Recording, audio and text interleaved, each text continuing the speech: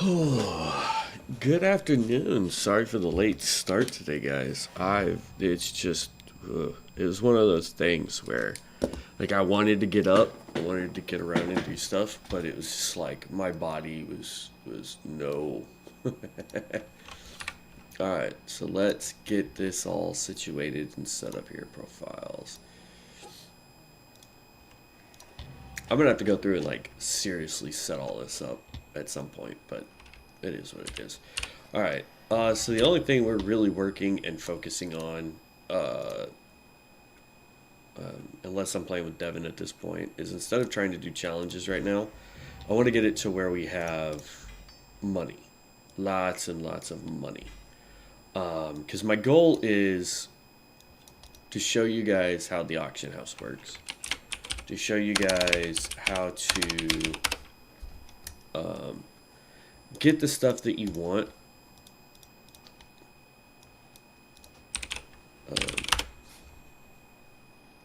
So that when this goes live, if you guys come and play, you will have a pretty good understanding of what you need to do in order to be successful at this game. I don't know what stats I need off the rip, but like I do know that this is a spellcaster, or has the ability to be a spellcaster. So until we hit level 10, I'm just putting spellcaster gear on.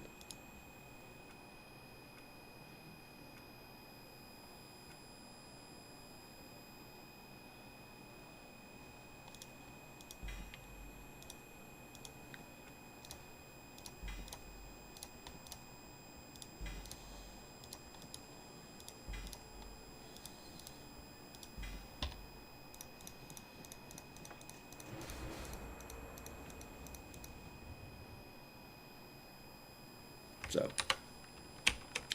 all right. So it looks like we start off with Shock, Wind Ride. Call upon the wind, bringing a friendly party or raid member to your location. That's neat. Okay.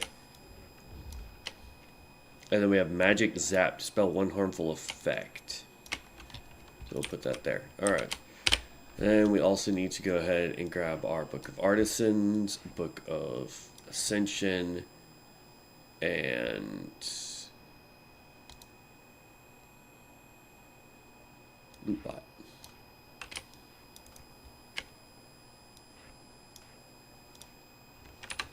Okay. Pop this.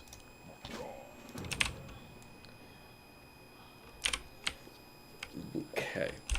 Now I picked the Orc because they have the fastest starting area.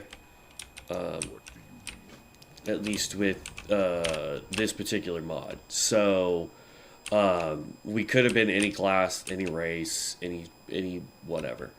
But for me, I feel the most comfortable playing Orc, or at least starting here in the Orc zone. Now that the class quests are active, it just makes more sense to pick a starting area that has the class that we start with. So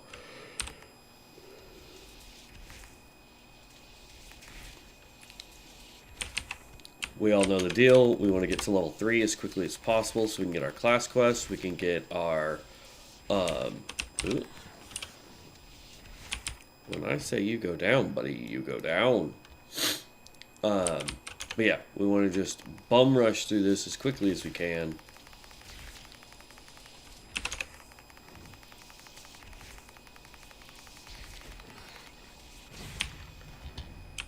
Now we have Call Lightning. It's our new spell.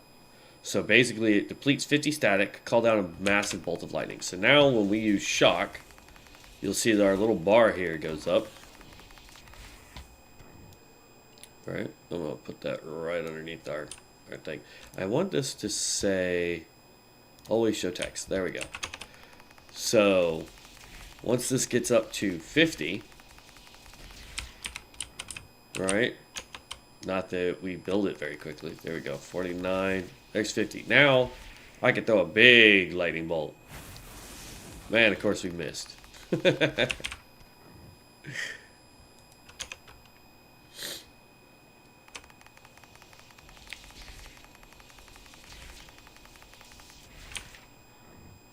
48. Let's try again.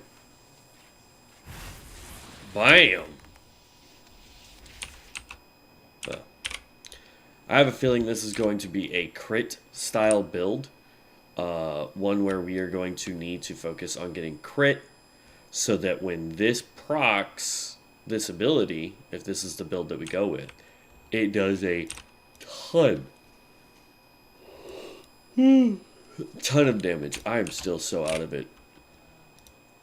Work has just been absolutely atrocious, and I'm doing my best to get out of it. I really am.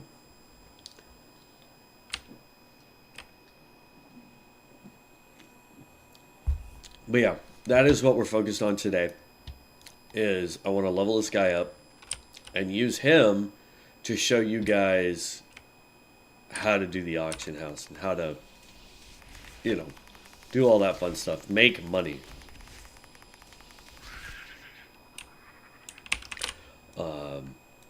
Now, to Devin's point, we were talking about it the other day. This is PTR. Now, it's eventually going to go live. So, the probability of you guys coming in and then wanting to get, bukus of gold, I don't think they're going to take this off of PTR and slide it into live server and keep everybody's characters. I think you're going to have to restart. That's just a guess. I don't know, right? I don't see why they would do it where it would slide from one to the other. That doesn't make sense. But if they did, awesome, great, cool. But I'm going to run on the premise that they are going to shut this server down, essentially, and put it on the live server. And when it goes live, you're going to have to make all new characters, build up the gold reserves again, all that fun stuff, right? So, because of that, I want to make sure that if we have to start a new character, we understand the path that we need to go in order to get there. So that we can get to max level, we can get our professions up, we can get all that fun stuff done. There's our class quest. I don't know why the Tinker Trainer has anything for us, but alright.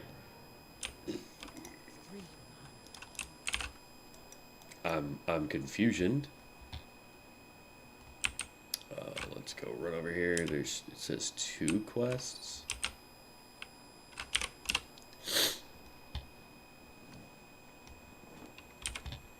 Okay.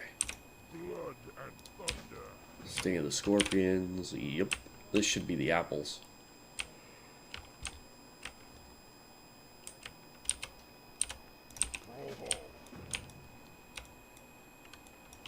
Power core. Is that in the cave? It's somewhere out there. Right?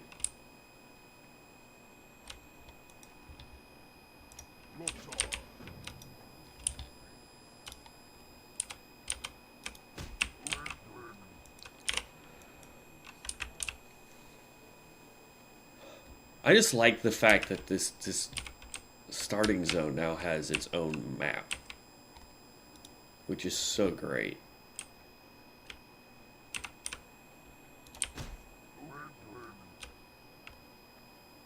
I also like the fact that I can literally just run by.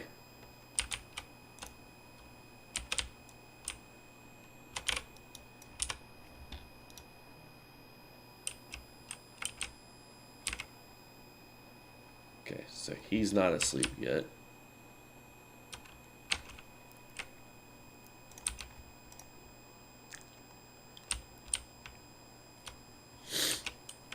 Okay.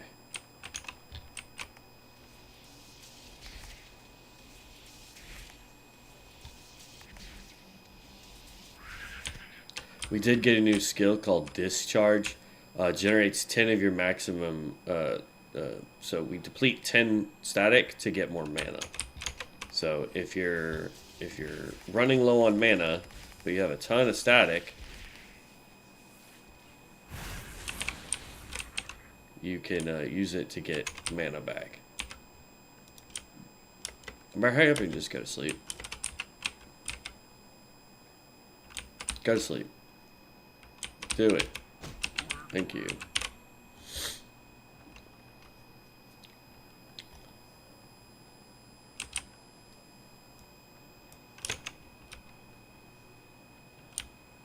Let's click this. Scorpions, I'm not really worried about. I just want to make sure that we're getting the peons done while they're still sleeping over here.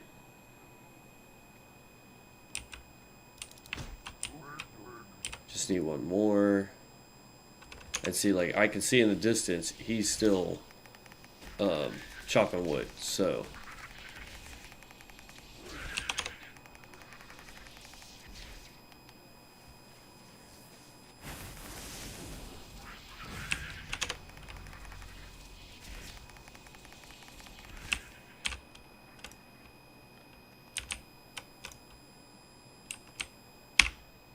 Now, he should be going to sleep here shortly. We got a new skill called Crackle. It's got 2 charges. Lash enemy with a beam of arcane dealing 21 storm damage, and it generates 20 static for us. So, basically what this build's designed to do is build a ton of static and then throw a giant lightning bolt.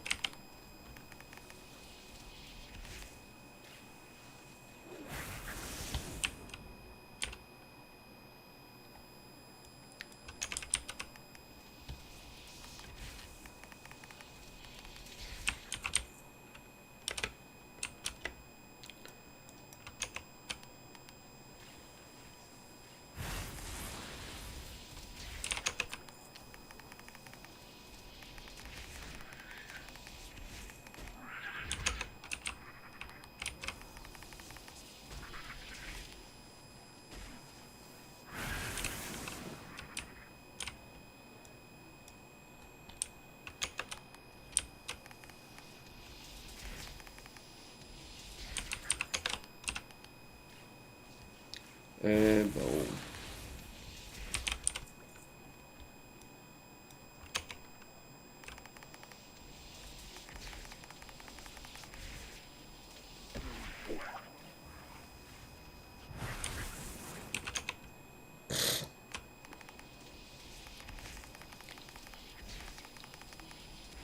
Now, as far as professions go, I think the one that we're going to do is mining and herbalism. Now, that might sound like a weird combo to do, but here's the thing. I'm not trying to level a profession. I mean, we could, but what I want to do is get... since all I want to do is try and get gold going. I don't know where we got the power core.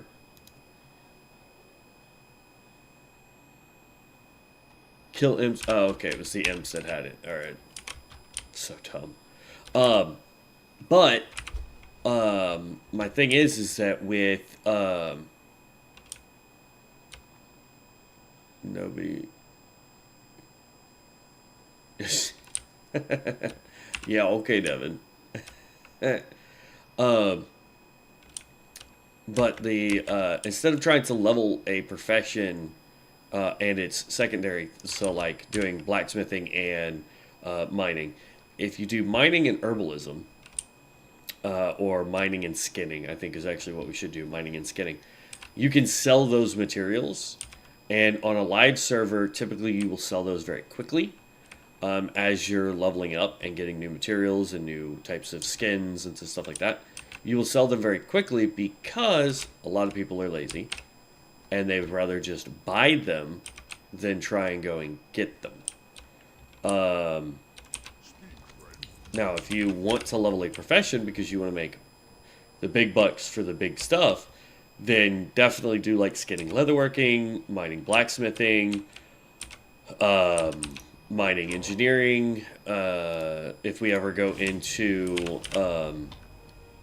what you call it, Burning Crusade. Then you also have jewel crafting that you could do with mining. You have enchanting, which can get some really good stuff later on. So there's a lot that you can do in order to be ready to do the auction house portion of this. So we'll probably do, like I said, like mining and skinning, just so I can sell the materials. What do you Because I don't really need to stand here and level up a secondary profession to show you guys. But mining I can get while I'm running around. Speaking of which, we now have gold, or we've got money, so we're gonna go ahead and grab. We're gonna grab cooking, because that's just an easy one to do. I'm gonna grab miner, and I'm gonna grab skinner.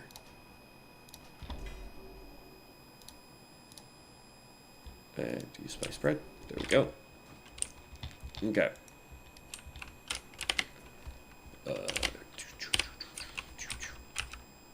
Level 5. Almost level 6. So cooking's going to go down here. Build basic campfire goes down here. And smelting's going to go down here. There we go. Okay. Now we've just got these 3 quests. We did get a new spell called Cloud Ride. Use a cloud to instantly appear 15 yards forward. So this, whee, is a blink.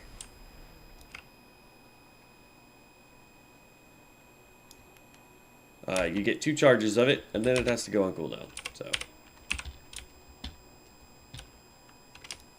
see, that can go down here. Electric cube can go there. And we'll put the teleport there. But yeah, so that is, ooh, it also helps if I do this right here. Find minerals. No, I don't care about that. I just need it to move over. That can move over.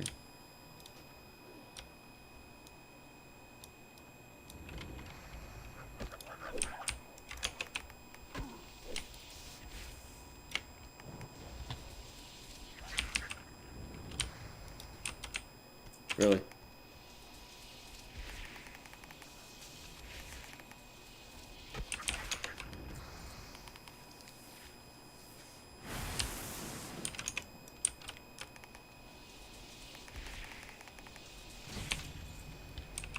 Storm alert. Disturb an enemy with the vision of the coming storm, fearing them for 8 seconds. So now we have a fear. So far, this build has quite a bit of little bit of everything.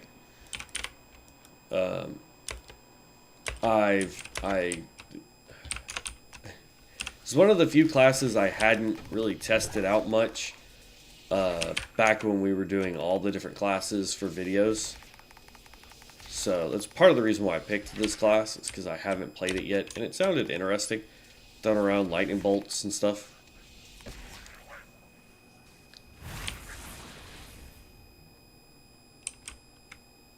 Okay. Ooh, somebody's been in here.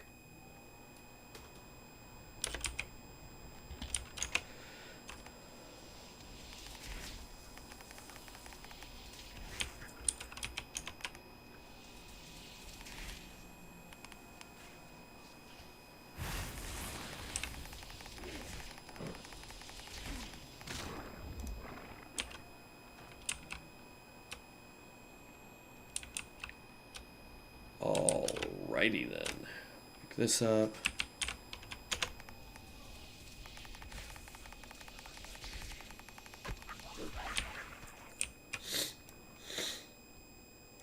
This class is pretty OP so far.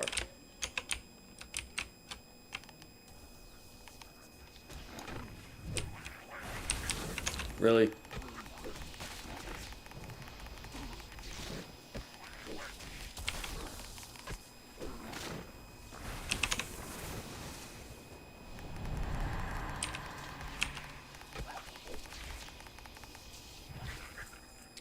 It's just missing a heal, and that would make it really OP.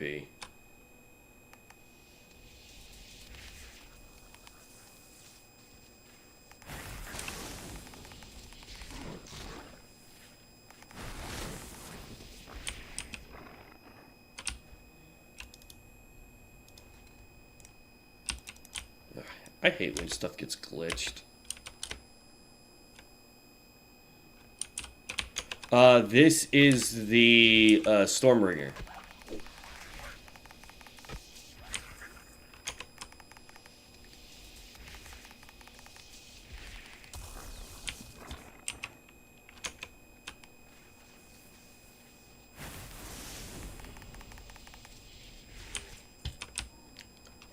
There we go.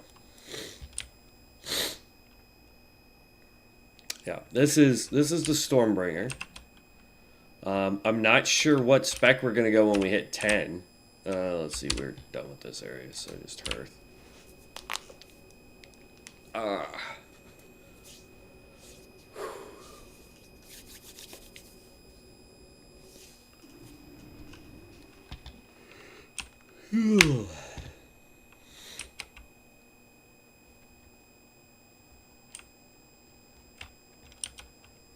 Loktar.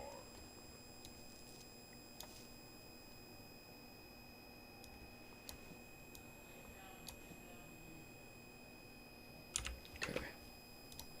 Novice Rider.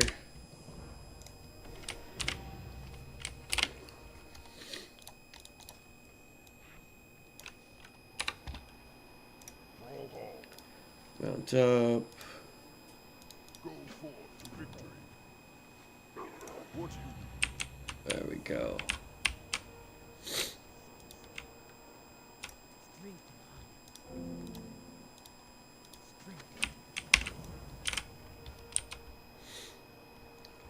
Now we get to turn everything in, and we should hit level 7.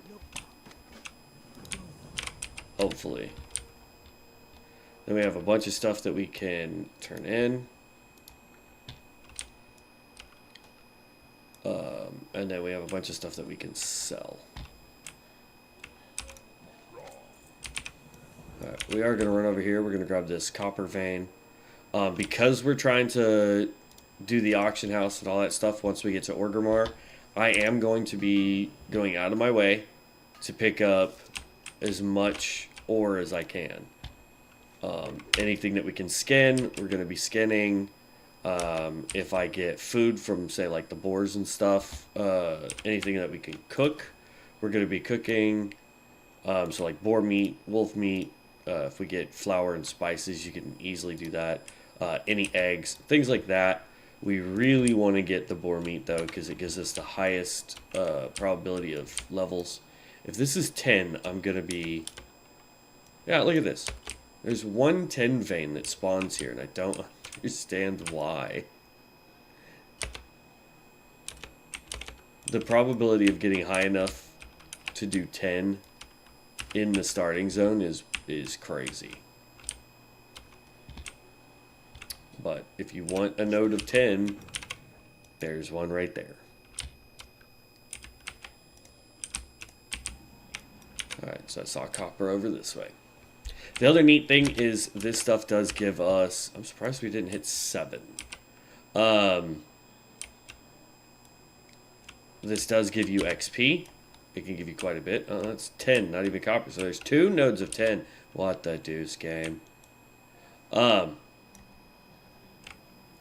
But yeah, so any kind of gathering profession will give you XP, which will help you level. So skinning, leatherworking, any profession, doesn't matter. You will get XP. There's a way to essentially guarantee that you will get triple the amount of XP dependent on the profession you're picking. So for example, if we were doing blacksmithing and mining, right? I get XP for mining the ore, I get XP for smelting the ore, and I get XP for turning said smelted ore into a piece of gear. So I'm getting 3 points of XP for that.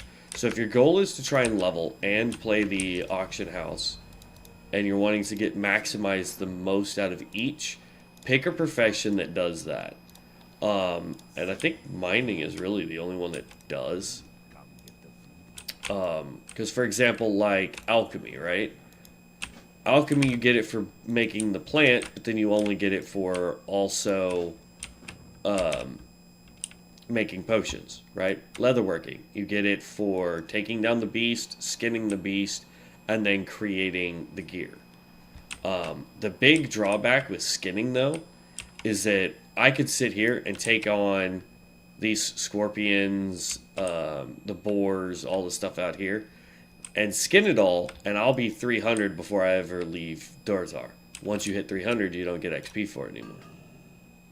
Whereas mining, at a certain point, I can mine copper all day long, but at a certain point, I'm not going to be able to get XP for it anymore, because I need to go get 10, and then I need to go get iron, and then silver, and then gold, and then true silver, and then mithril, and so forth and so on. So you really have to be careful on, you know, which profession you pick and how you're going to level it.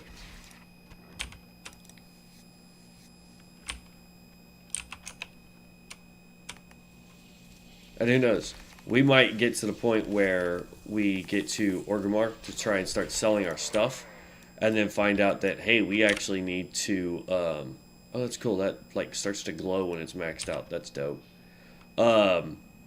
We might get to Orgrimmar and realize skinning is not a profession that's making a lot of money right now. We want to get blacksmithing.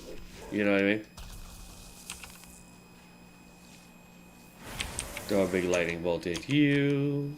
Throw a big lightning bolt at you.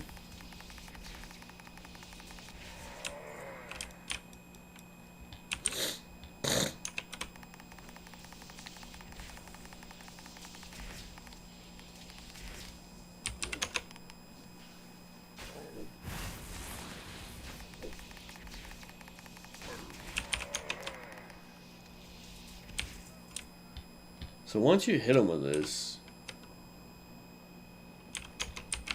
it's like it has a debuff on him, but I don't see what the debuff does. Oh, it just says that they were recently hit with crackling. Okay. I guess you don't hit the same target twice? I don't know. It makes no sense to me. But yeah, so that's one thing is if you're going to play the auction house, what you should do is go find what profession is currently making a lot of money on the auction house. This may require you to have multiple characters that you level up to max on professions so that you can constantly make sure that you're making as much money on the auction house. You can also be like one of the guildies that we had a long time ago. They would go and they would look at the auction house and they would have an add-on and they would scan it every day. And they would keep an eye on specific items primarily. But if said specific items dropped in price, they would buy up whatever they could. And then they would turn around and resell it for, 50% more. So, if they bought it for, say, 100 gold, they turn around and sell it for 150. And they would do that because they were keeping the market controlled for that material. So yeah, I mean it's one of those things where like depending on how you want to play the market, you really could. You could either do it by leveling professions and selling those goods, or you can do it by getting some gold, buying up some small stuff, turning around and reselling said small stuff, getting more gold out of that, and just continuing to slowly build your empire that way.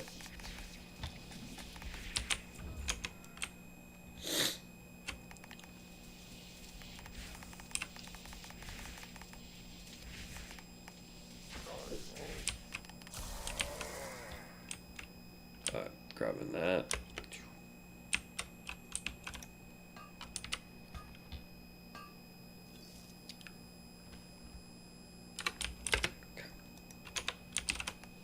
Let's see, we're already doing pretty good. This class is actually pretty fun to do. The only thing I don't like about it is the standing mechanic that we have to do. Where we have to stand still to throw spells. It's the one thing I dislike about spellcasters. I wish more spellcasters had a run and gun playstyle. I find that to be more engaging. This standing still stuff reminds me of, turn-based combat almost. Which, don't get me wrong, has its place in certain video games, but in an MMO, not really.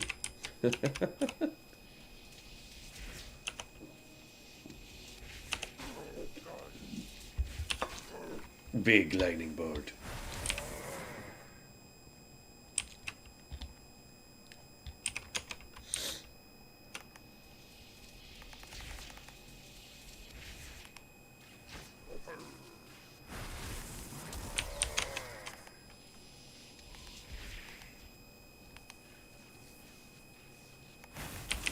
Ooh, that was a good hit.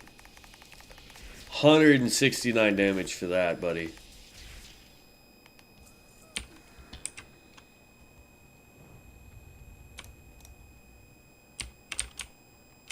Okay.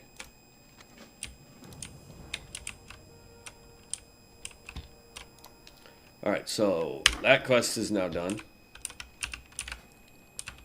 And so far we've ended up with... Oop, that needs to move down here.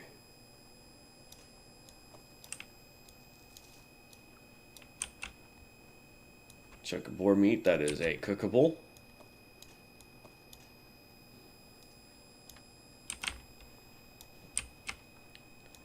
Ruined leather scraps, that is leatherworking stuff. Gems you can keep. I'm not going to. But like you can see that on the auction house is now worth 20 silver. This right here is worth 88 silver. This stuff isn't really worth a whole lot, but you can keep all the different cloth materials that you gather throughout your travels. Those could be worth quite a bit later on. But yeah, I have an add-on that anything I have in my inventory, if it is capable of being disenchanted, if it's capable of being sold at auction, whatever the case is, it keeps track of it for me so that I can then make the best decision for how I want to deal with that material. Because sometimes you might have something that is auctionable, but if I auction it, I make, 30 silver. But if I sell it to a vendor, I make 4 gold. Right? So some things will be highly common and not worth trying to sell.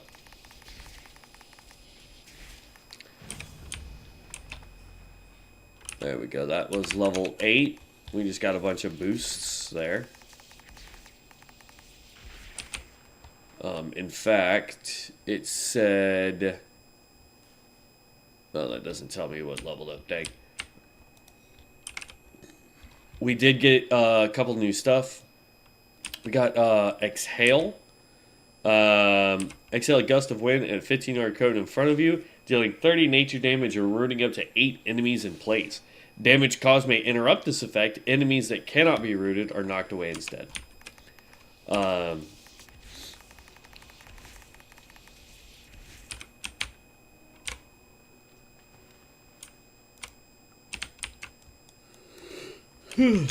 So let's just give that skill a try. Oh, he was too far away.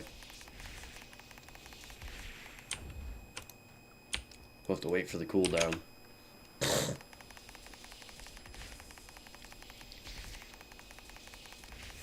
I don't know where you think you're running to, buddy.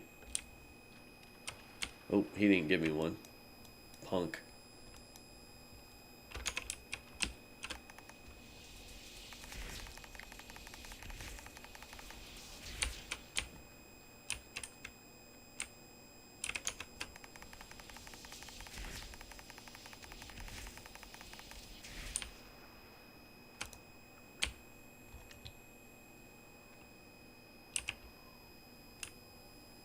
Oh.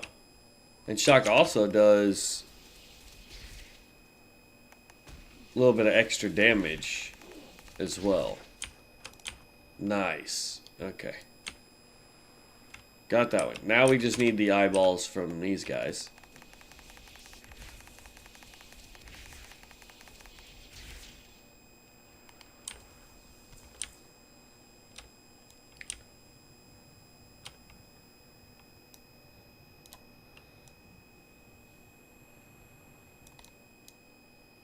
Ba-ba-ba-da-da. Oh, man. Okay.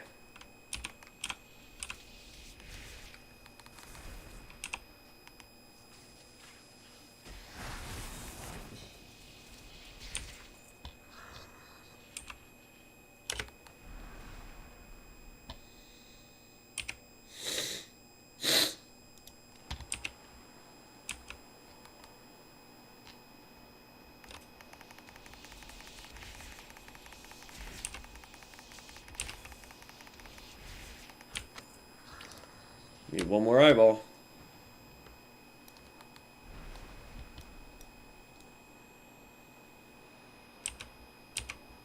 There's a guy.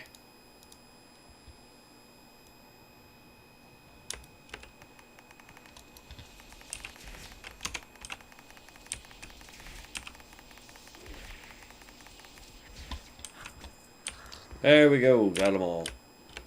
That's probably the fastest I've ever gotten those, because usually they're the ones that are like every other one, you know?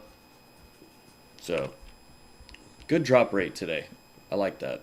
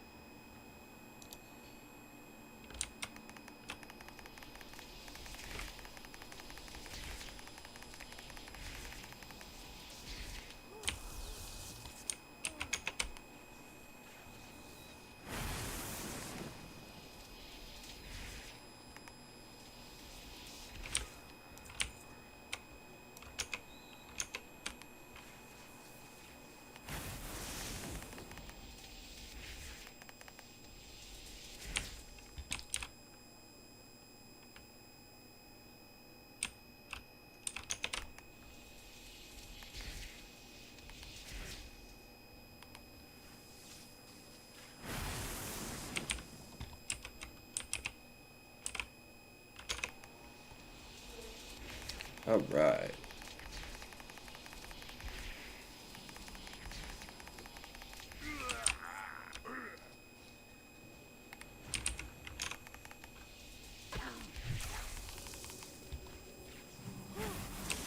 Oh. Take that as a win.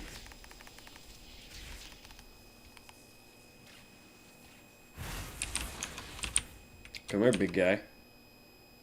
Nope, I need you to come over this way. There. While he's doing that, we'll sneak up here and grab this.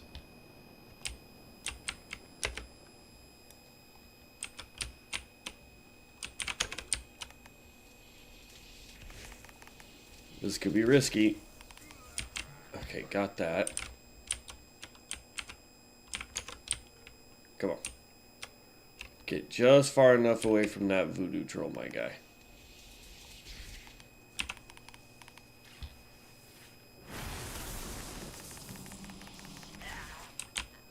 There we go.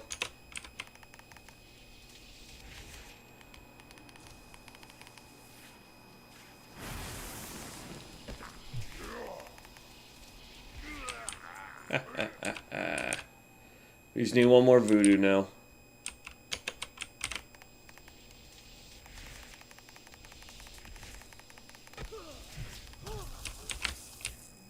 Oh yeah, this class is fun.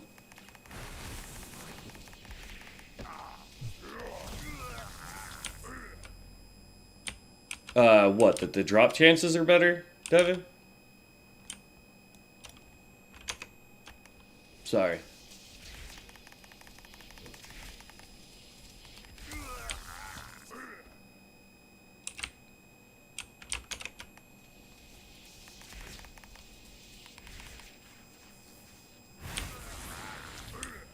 God, we need to get our crit up, man.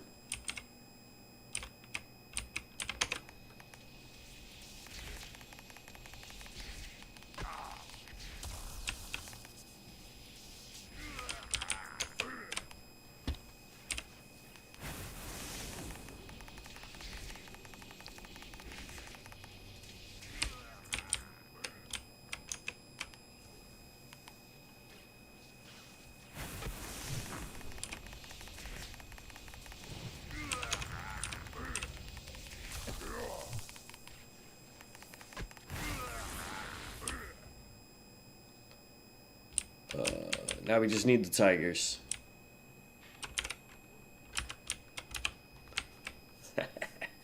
Ah, we're doing great.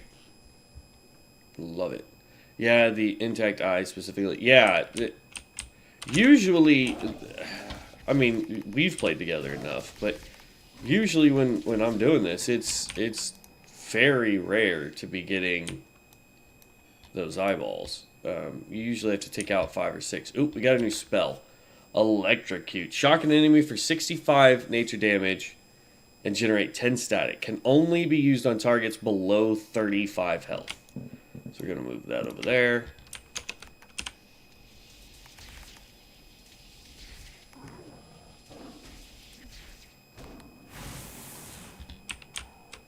So it's a execution skill. Got it.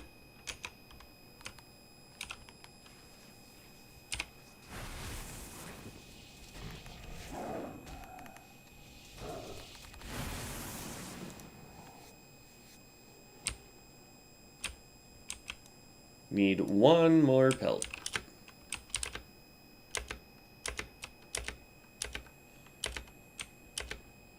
Yeah, we can head back towards town. One of these islands will have a kitty cat on it, I'm sure.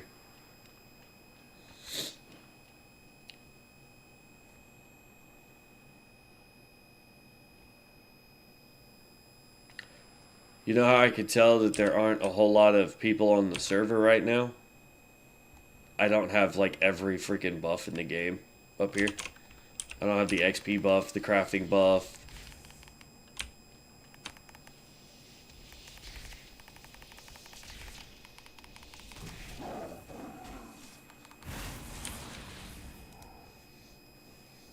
Well, they didn't give it to me. This is what I get.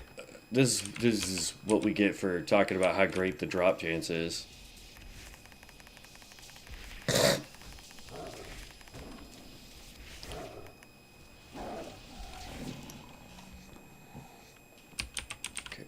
Got some light leather out of that. Nice.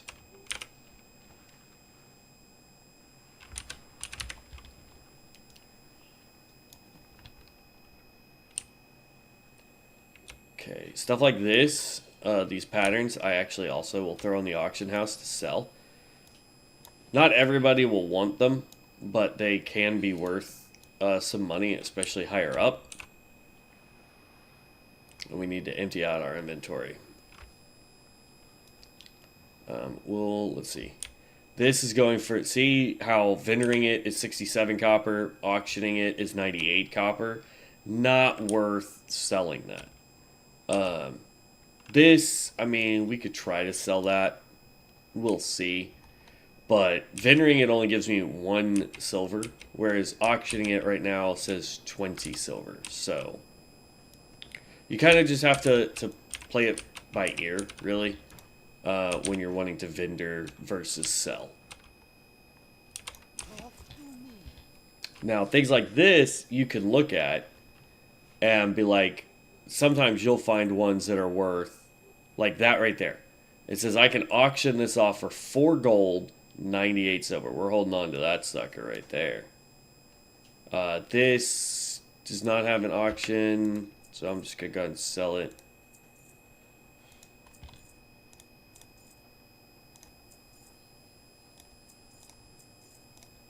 But see, that's all I do is I go through here and I find out what can be sold. Here's another one. Right?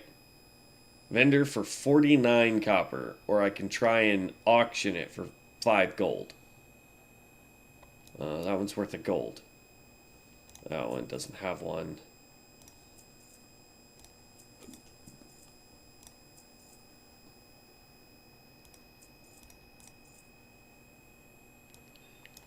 $3 gold. Another 5 gold. 4 gold. Yeah, not worth it. Okay. There you go. So yeah, once we get to Orgrimmar, that's what we're doing.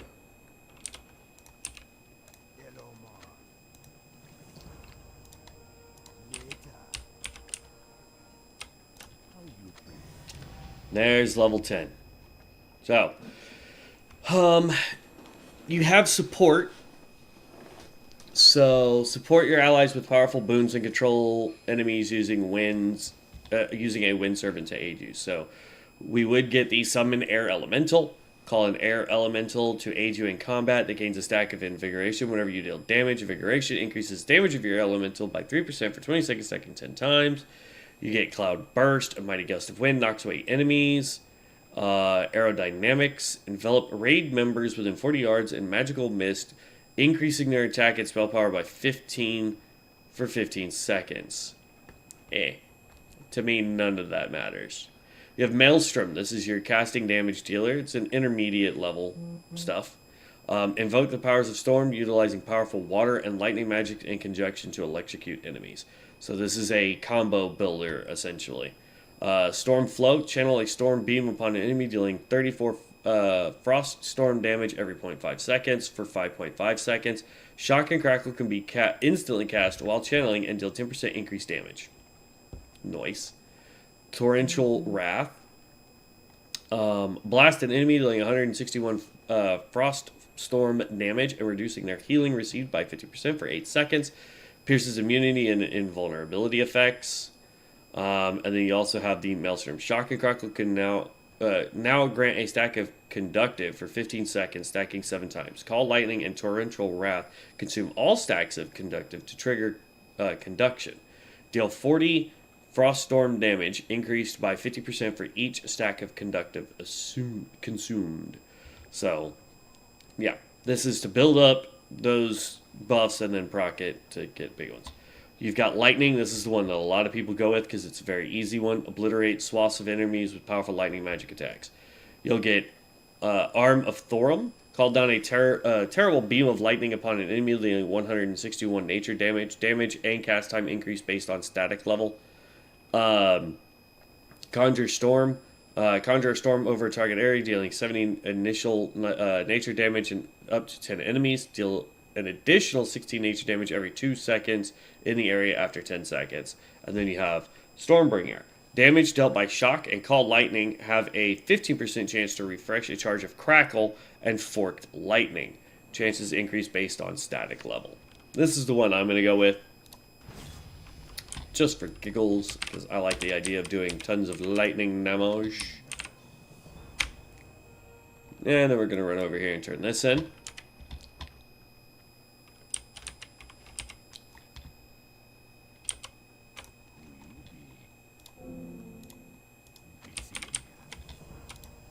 Alright, so here's Conjure Storm. This is an AoE ability. We can drop that down. Exhale, we can drop that down. That's our teleport, so that can stay on there. So that's fine. Ooh. There we go. Now, I'm going to go and get the inn for our next little area, but we're actually going to just go straight to Orgrimmar so I can show you guys the auction house and all that fun stuff. Now, here's the thing. When people say gold farming, or you go watch a video and they're like, you can make 1,000 gold an hour, ha! Here's the problem with that. And this is why I dislike a lot of these videos where people do this.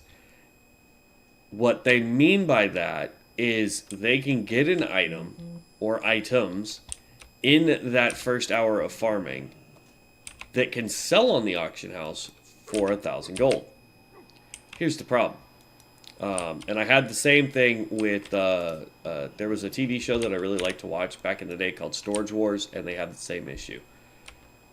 If I tell you that I can farm an area for 1,000 gold an hour, and it's because I'm throwing it on the auction house, then I'm not really making 1,000 gold an hour. I'm spending an hour to get enough material to then sell it for the probability of making 1,000 gold. What I will tell you is that you can make a lot of money by doing professions, which can take time, and then within 48 hours you can sell all of that stuff and make your money. There is no quick gold way that I'm aware of that is a guaranteed, oh, if I spend an hour I make 1,000 gold. That there's no, does not exist. Holy crap, 4 nodes all in one little spot.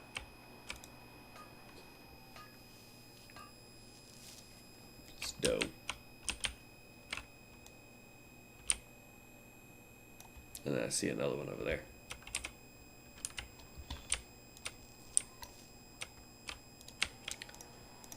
Now, one of the things I will check before we try and start selling all this ore, right, is, like, the ore is going for 88 silver. I don't know if that's 88 silver per node or per stack, but it's 88 silver.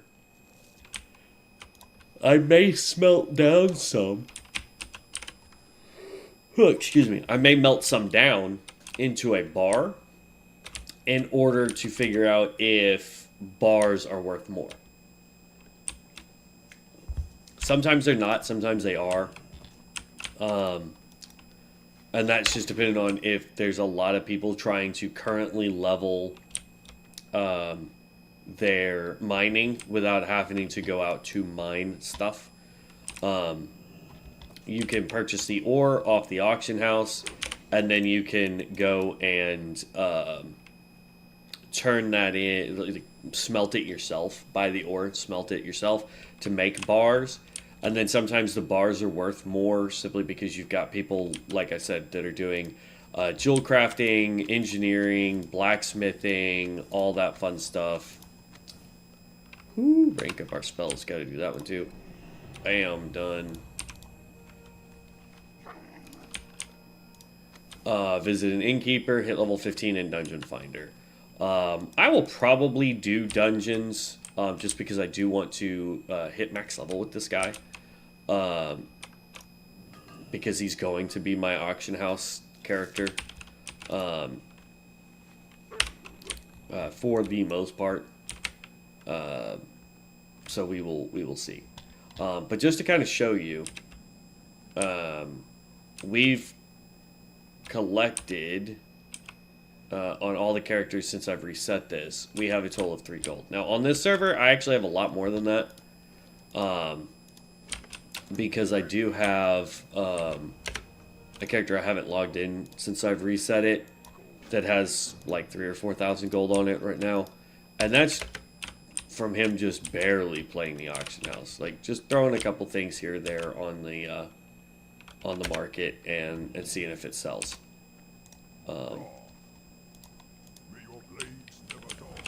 May your blades never dull. Now, the one thing that we could sell quite effectively in this server is anything that gives us I need to go to. Okay, so they don't work here, but there are some things. Actually, you know what? Yeah, I want to do this. View set. Boom. There we go. Just get that quest out of the way too. Transmog. I don't have it yet.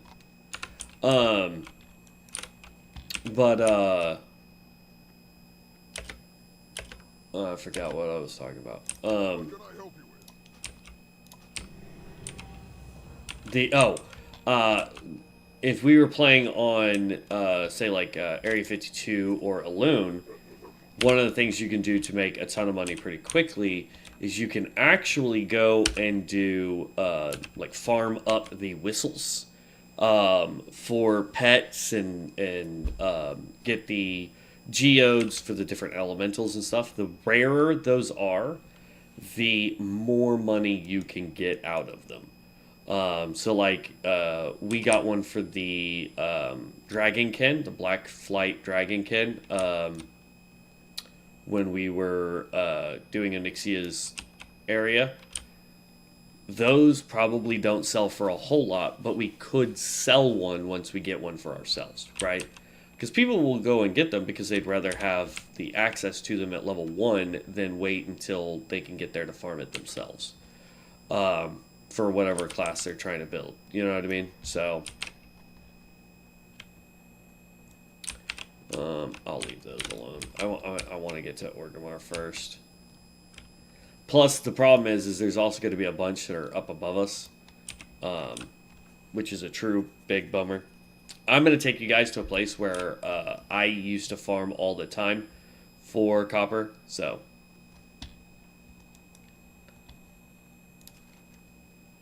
Visit Innkeeper. This right here, guys, the reason why I go into this is because you can get a ton of these marks of ascension for completing these. They are absolutely free. You get them for PvE, PvP, and just generic stuff like all this, all that. There will be some that, obviously, unless they fixed it, you cannot do while in this part here. And, like, I can't do the Dungeon Finder because we're not 15 yet. But, I mean, it is what it is. We're level 10. Nice. Level 60. What did he say?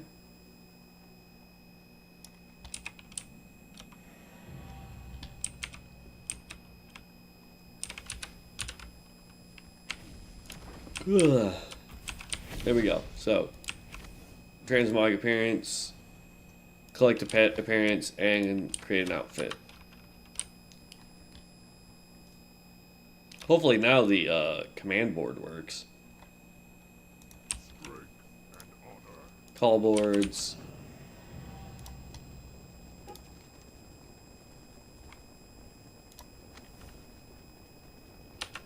Did it work?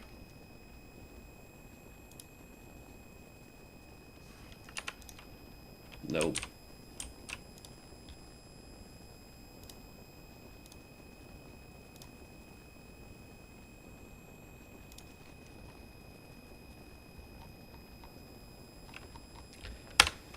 That's what I thought. And I can't even get his quest. What? Alright, whatever. So, we'll get rid of the call boards. It's still bugged. They really need to fix that.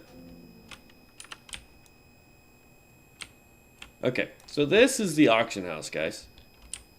Now, the first thing I would recommend doing, and just to show you guys, let me go to my add-ons. I have an add-on called Auctionator. This is a really good one. There's another trade skill also will do this for you as well for auctioning. So it really just depends on which one you want to go with. So yeah, there's that. But what I do is I come in here. Now this is the one for the trade skill manager. I'm actually going to go over here to the auctionator ad, and I'm going to say full scan. Start scanning. This is going to scan the entire base. It says that it's done. Really?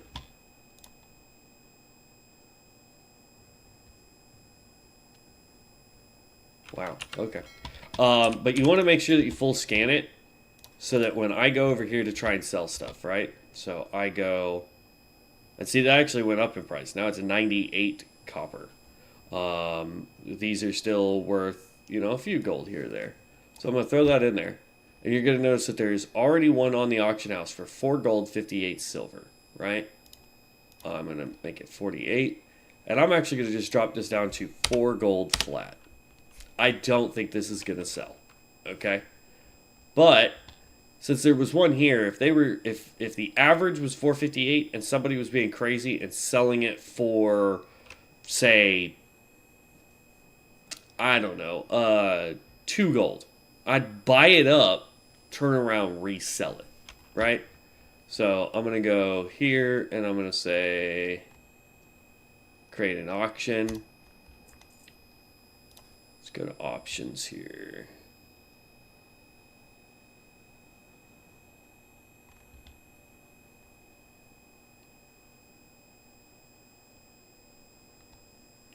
Undercutting. Starting price discount 5%. Let's change that to 10%. There we go. All right. But now that I've set it for, like, this one's a little different. So it's normally going for 458 with a 10%. I would drop it down to 457. Again, I'm just going to put it for 4 gold even. Again, I don't think it's going to sell, right? Come over here. This is worth the gold. Oh, that's a soulbound item. Can't sell that one.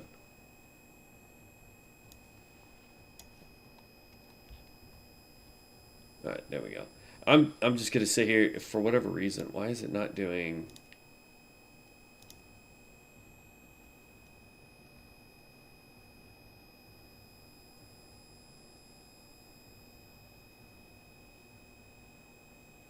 Alright, whatever.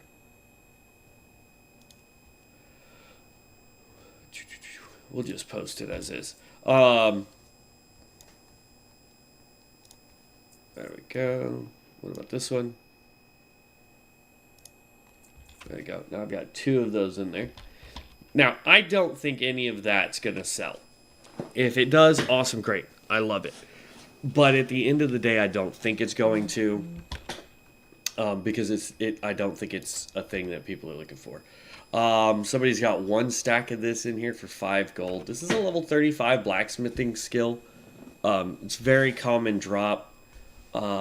So just to try and make a quick buck, I'm actually going to make this 2 gold. Alright, now let's go look at these here, right? Boom. So you've got a whole bunch of people that you got just one stack of 5. Are you kidding me? And they want 2.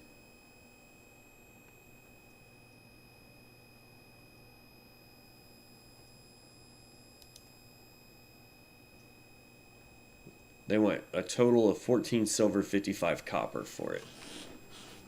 Okay. We're just going to go ahead and I want to do, 2 stacks of 1. It's fine. There we go. So now I've got 2 in there that are mine for 290. So I kind of split the hair there. All right. So now we can look at copper, right? So copper ore, there's 3 stacks of a full set of 20 in there, which would be 19 gold for that at 98 silver a pop, right? So let me take that out. And then I'm actually going to go browse real quick. I'm going to take copper ore out, and I'm going to say copper bar. So copper bars are 14 silver a stack. Or 14 per bar. Right? And like this person is selling it for 2 gold, 98 silver for a stack of 20. And that's for bid and buyout, right? All the way up to 19 gold, which is crazy. So I don't really need to be smelting this stuff down yet, so I'm going to go ahead and just pop that in there. Buyout price, and then per item is 97. I'm actually going to change the per item down to, let's just say 80. which will give me 16 gold flat. So now when I pop this one in here, I'm still doing it at 80, which is another 12. Now, those may sell, which would be great. I don't think they will, but they might. Let's just create an auction for that and create an auction for this one.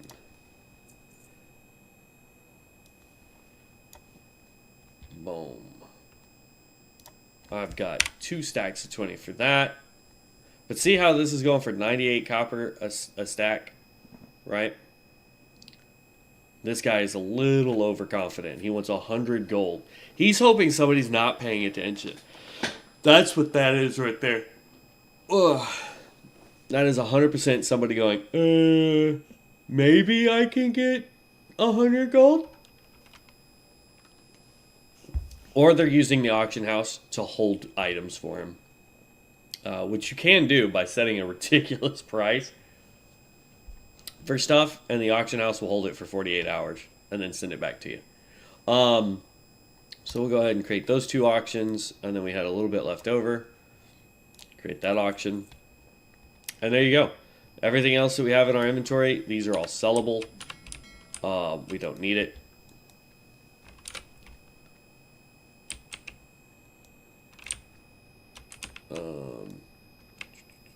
Yeah, we'll just use you to vendor.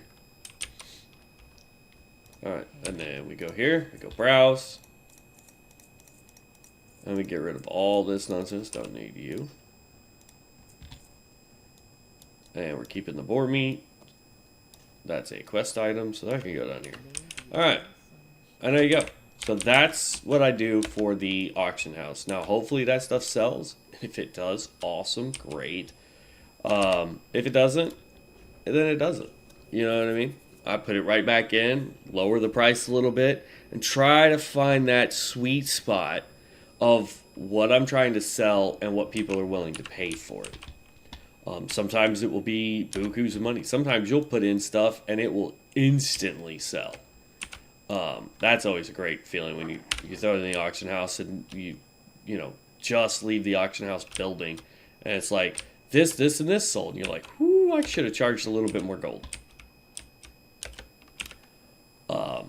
But yeah, so that is going to be our focus. Is anytime we fill up our bags now, instead of just selling everything to a vendor and moving on, we're going to see if there's stuff that could be sold on the auction house, and our minerals and our cloth and our leatherworking and whatnot. And we're going to try and get cooking up and stuff like that. But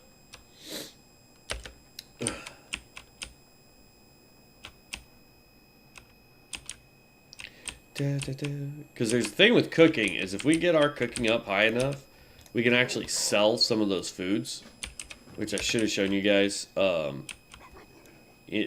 the end game crafting stuff, to where you can see what's worth doing or not.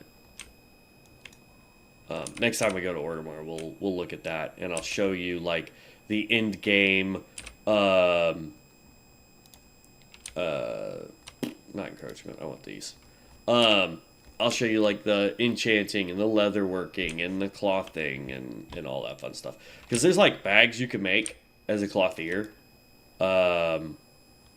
that are like 20 slot bags that can sell for, a K a bag. Just a ton of stuff.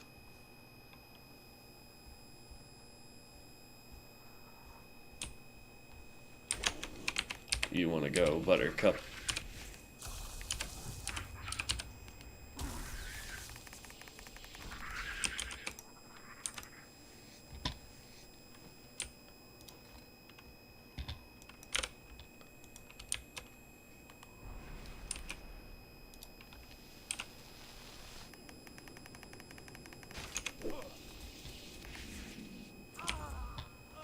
That's actually a pretty decently long storm time.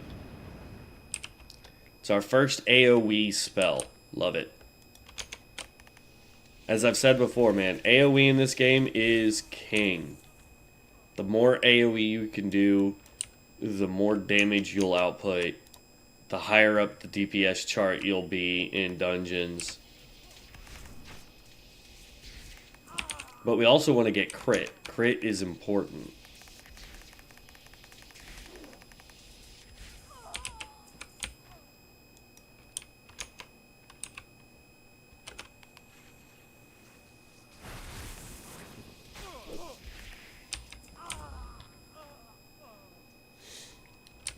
Took down a Marine.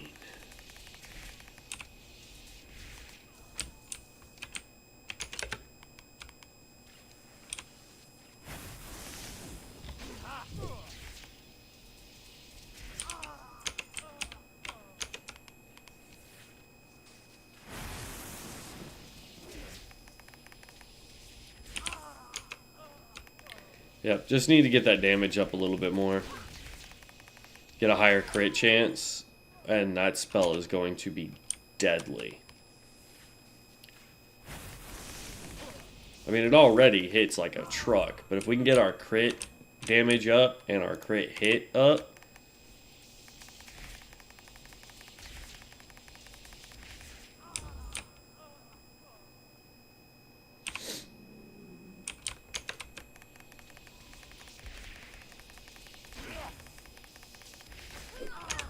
okay, there we go.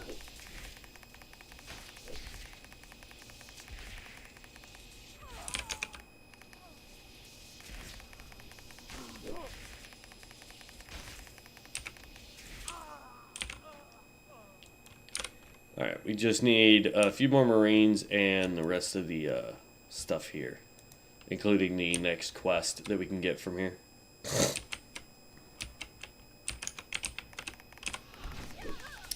I know that when this server goes live, I am going to start a guild. And hopefully we can get some people to join the guild to where we can get enough people to do raids, we can get people to do, you know, all sorts of stuff. I think it would be fun to have more people to play with. So that's my goal, is once this server goes live, I'm going to work on getting professions up. By that point, oh man. By that point, I will definitely know what my main will be. You know what I mean? So, really?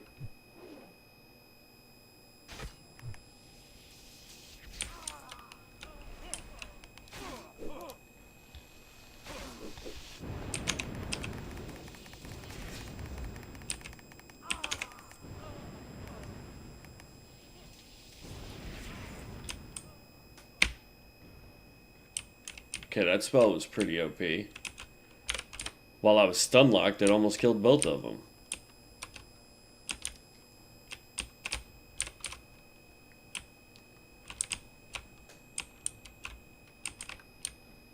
If this class had a heal, oh my goodness.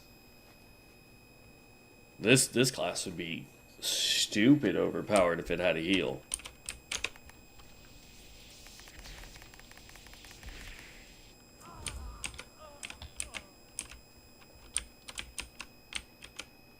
Okay. And this, accept, that's a quest, put it down here. Alright, that is a quest, put it down here. That's a sellable, that's a sellable. Alright, now we're gonna go do that quest before I go turn everything in.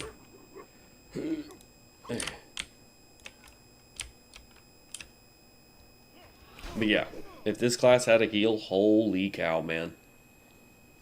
Holy cow.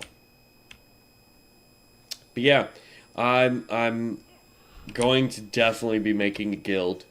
I think the first 10 people to join the guild once I make it, I'm going to automatically make officers. And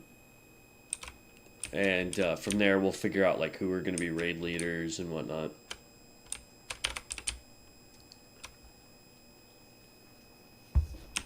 I really need to start taking out boars to get boar meat so that we can level up cooking. But I'll do all that when, like, I'll level professions aside from mining. Like, if we see a node, we're gonna definitely go get it. But, like the cooking stuff, I will level off camera. Maybe, I don't know. I may not do cooking until I can show you guys cooking, just so that way you understand why I'm wasting time trying to cook stuff.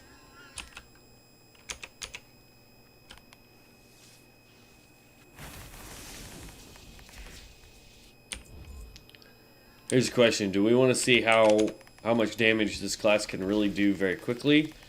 And I throw my thunderstorm in the middle of this next room?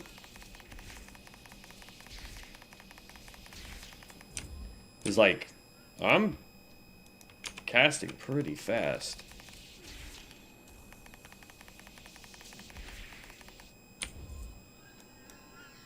I'm gonna give it a shot. I mean, we're not playing hardcore, so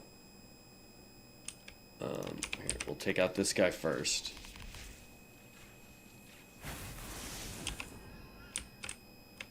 And then we'll drop thunderstorm. I want to try and grab a few of them inside a thunderstorm.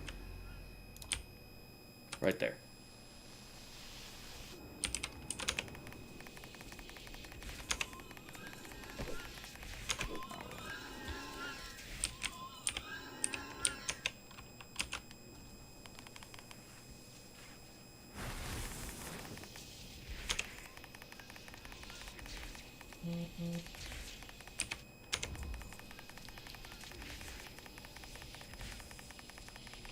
Bam. Cleared the whole area.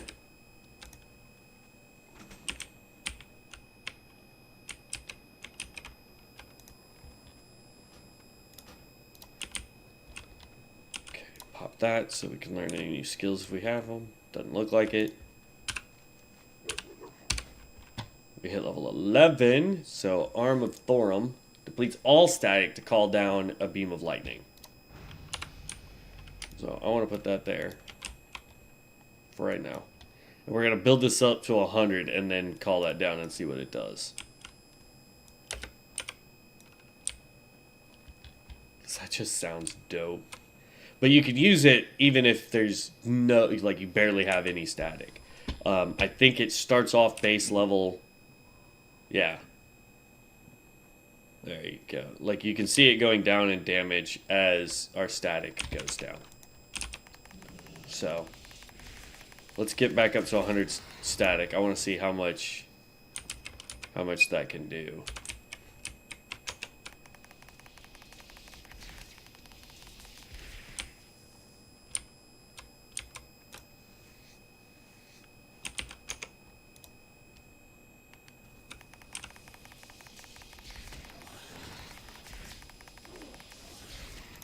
All right, at 100. It does 265. Right? So get that back up to 100. Boom. That's a nice sound effect too. I really like that.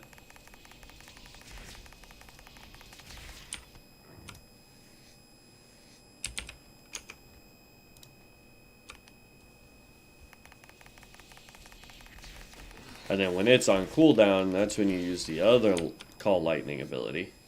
This one right here, regular Call Lightning.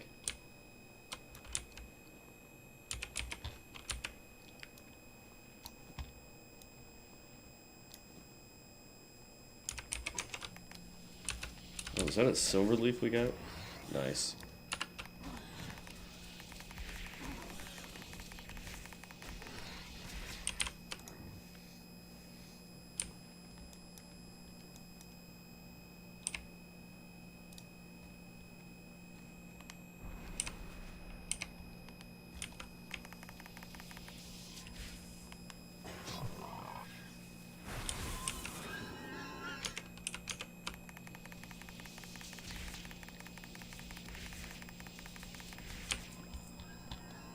Oh yeah, this class is crazy powerful.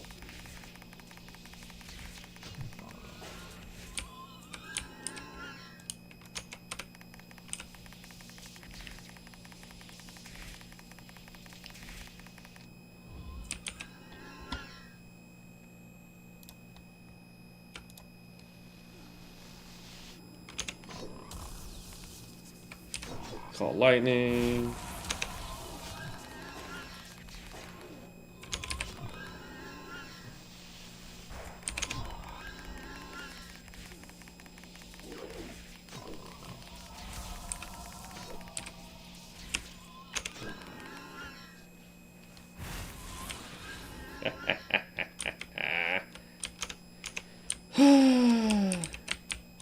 There's a node over here I can farm though, so we're gonna go get that real quick.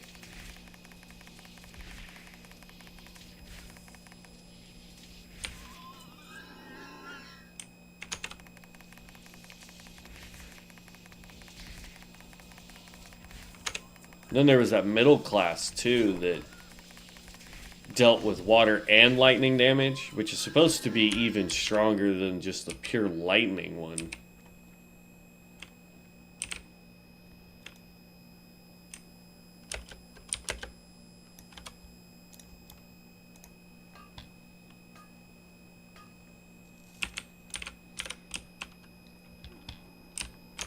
You want to go, buddy? I take your kind down for breakfast. Hitting for 200 damage now per big lightning bolt. Moving and grooving. Alright, so let's go turn all this stuff in.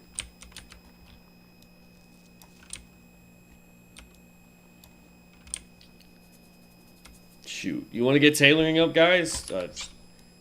Go fight those things. They're giving so much cloth out, it's ridiculous.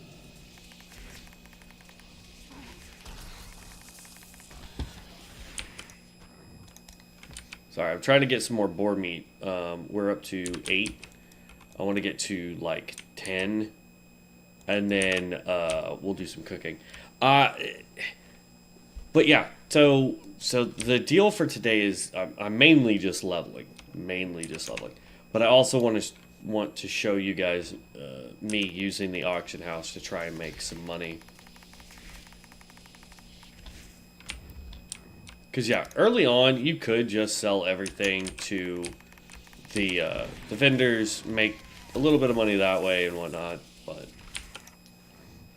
I think once we turn in all these quests, I'm gonna actually head back up to Orgrimmar real fast. Because like I said, I forgot to show you guys like the end game. Like if I go look at blacksmithing or I go look at cooking and enchanting and leatherworking and all that, showing you guys what type of money you can make once you get a profession leveled. Because there are definitely some enchants, there are definitely some leatherworking patterns, there are definitely some blacksmithing patterns that you can make that become ridiculous expensive. To where people would rather try and trade you stuff than try and buy it on the auction house.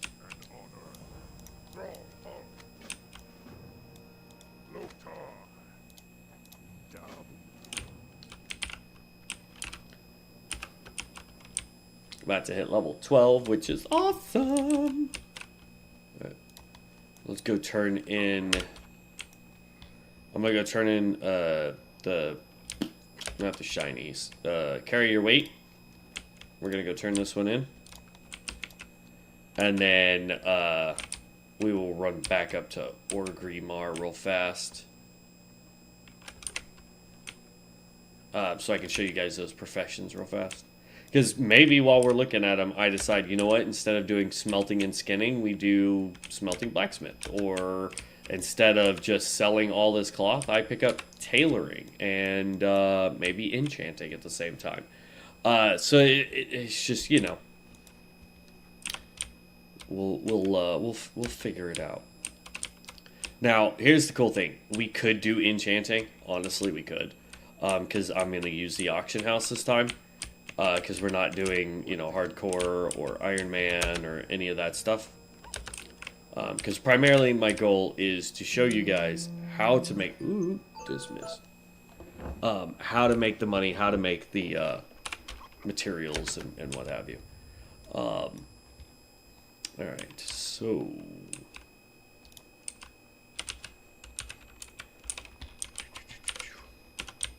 Like this bow, this we cannot sell. It's soulbound. You'll see there.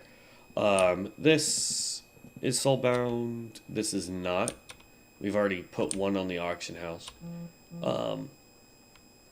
This sword is not soulbound. We could try to sell it, but anytime I don't see something that's already sold on the auction house or been on the auction house, I tend not to try. Because that tells me either A, it has a stat that isn't that great, or it's just not worth everybody's time because it's not good transmog.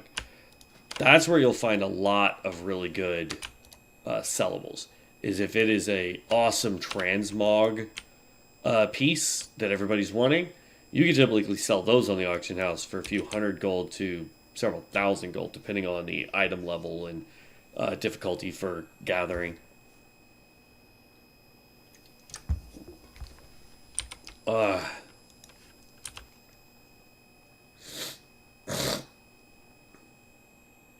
yeah, we still gotta go take the metal to that harpy. Not really worried about that because she's gonna give us all the questing up here. Because we'll go do Physical Claw, we'll do her harpy stuff, we'll pick up the other guy's stuff, which is on this side. Yeah, there's still quite a bit of quests here in Duratar that we can do. Ooh, that's a copper vein. I want to go grab that. Not passing up no copper. That's a barbarian.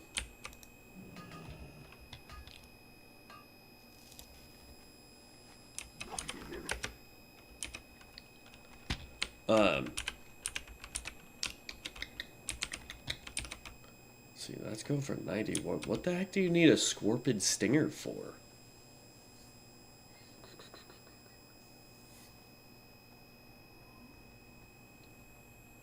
I don't know why you would need a Scorpid Stinger.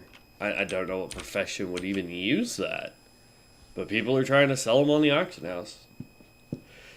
That's the other thing. A lot of people don't understand what is needed for stuff, so they will automatically just start trying to sell everything. Templar. Making a lot of noise there, Templar.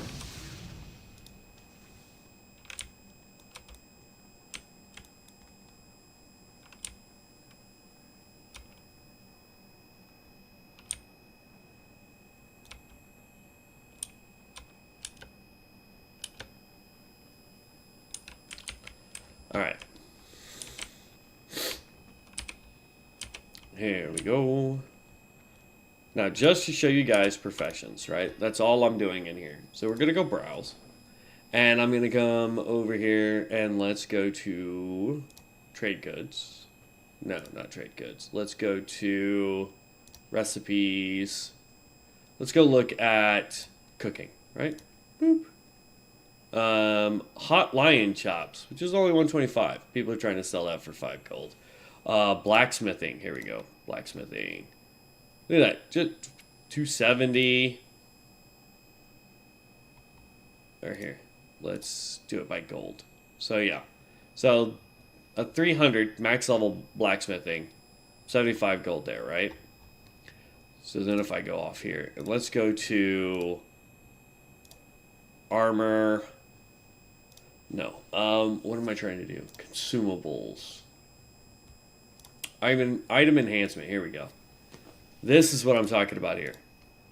So this right here, overpowering ninja focus. This is a high risk weapon enchant, so you can only get it while high risk. So we won't be able to do it. This one enchant is going for 2,000 gold. See what I'm saying? Now let's look at something a little bit less crazy. So this is called the Mastercraft Roguish Belt Buckle. This gives you 16 agility. You can use it on items that require level 55 to 60. It It's going for 750, right? And there's a ton of these on the auction house right now. Here's the Gambison. We talked about this earlier. This is the Orthwarded. This is the defense one, also going for 750. Mastercraft Dancing Belt. This gives you dodge rating. Good for tanks. Also 750. Cleric's Belt Buckle. This is a level. This is the 12 Spirit. This is for healers, so not that much more important there. But bam, going for 488. Then we look at enchants here, right? Basic Superior Strength enchant here. Permanently gives you 9 more strength. 22. They've got one for 15, one for 15. I mean, here's one for minor speed. This is very low speed increase. 9 gold, right? Bracers of Strength. This is +5 to strength, so not as impressive as the one up here for greater strength. 5 gold. Lesser Magic Essence Upgrade Kit. That's going for 2 gold. So, you know, that's that there. Let's look at food and drink, right? Boom. Nothing on food and drink, really? Okay, let me reset that. Consumables, food and drink. So yeah, there's a whole market on just making food, guys. How about potions? Well, if you got 900 gold and you want to get a Aura of Experience, there you go.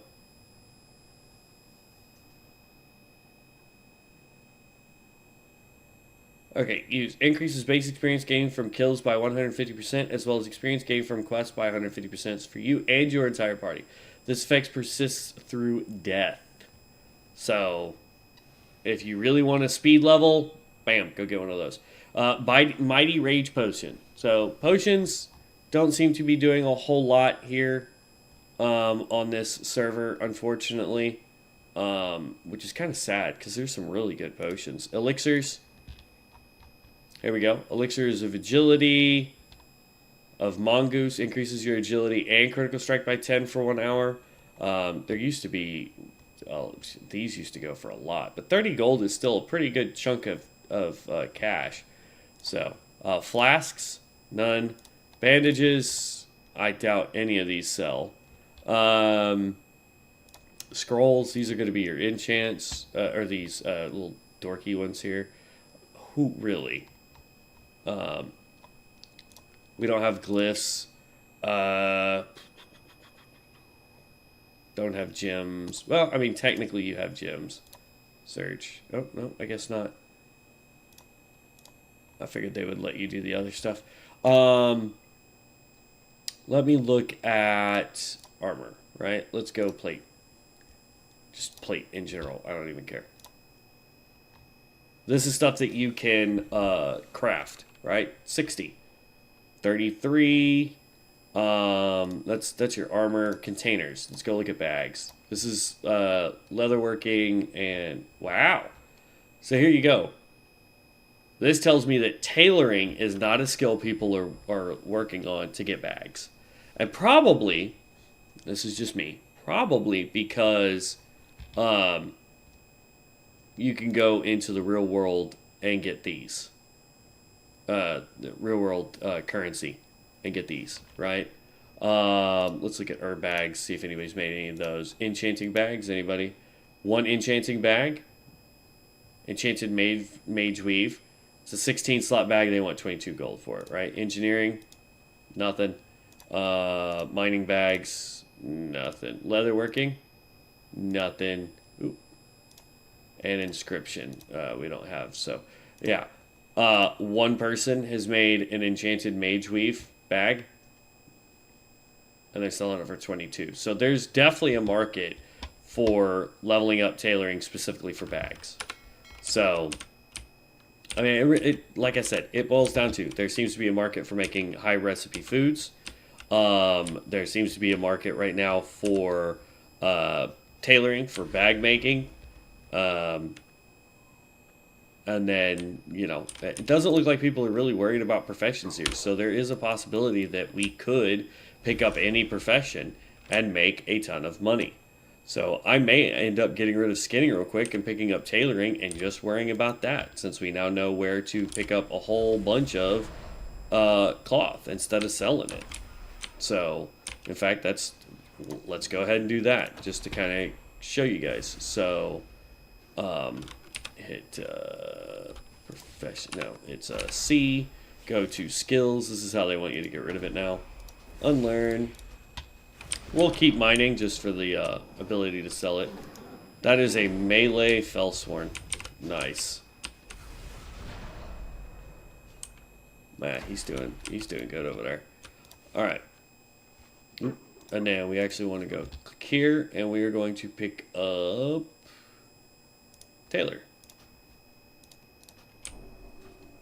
There we go. We're going to pop that. And now we're going to go ahead and talk, or we're going to head that way. So it's actually faster if we do this.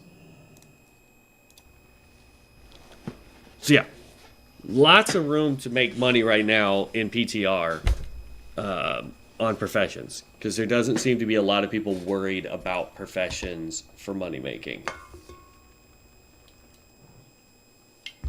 If this was the live server, which is what's going to end up happening to this server anyway when it goes live, you're going to watch the auction house explode. It's going to be a vital part. Well, here, real quick. Cooking, smithing. Boop. Let's pull up. Scoot you over. Pull up tailoring. Boom. Yes. And we could make bolts of linen cloth.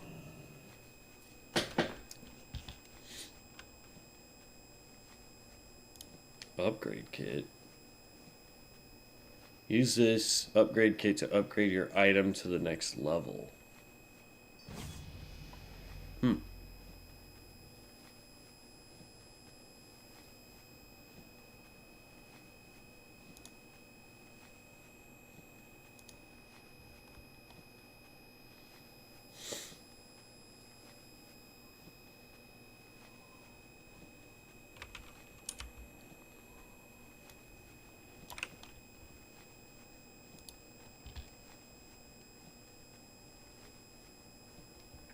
Okay, and then we can do that.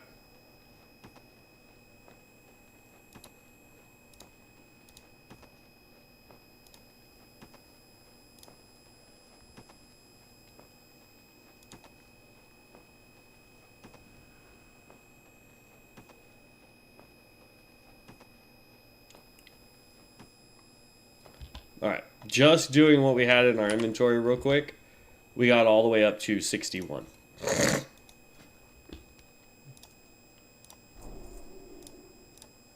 Which means we also learned all of this.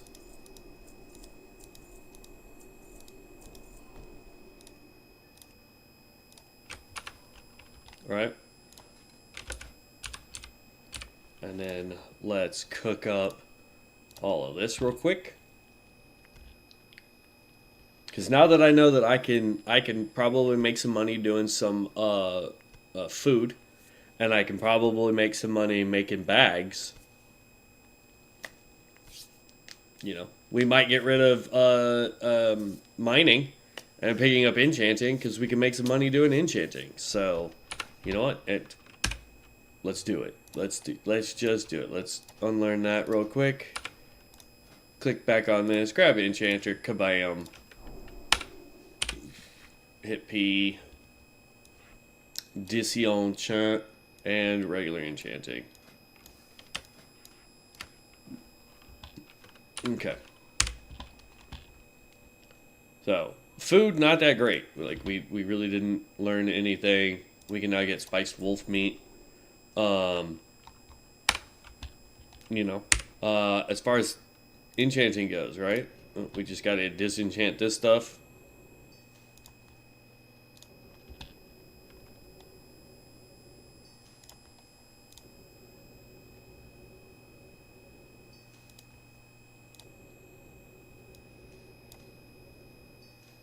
That will get sold here shortly. This we're holding on to. This we're holding on to. That we're holding on to. Oh, my nose. These we can sell. We'll have to come up with our own price at the auction house for it.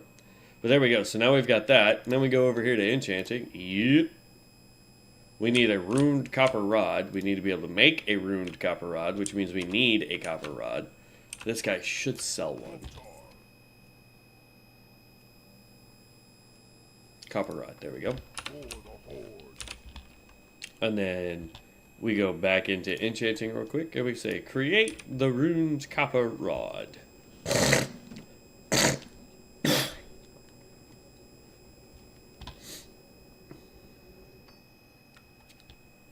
Sorry. I hate being congested, guys. It's crazy. I'm sorry. Alright, ruined copper rod. And then it says we can do bracers of minor health. So what you do is you just go create. And then we go over here to our bracers, which are our wrists.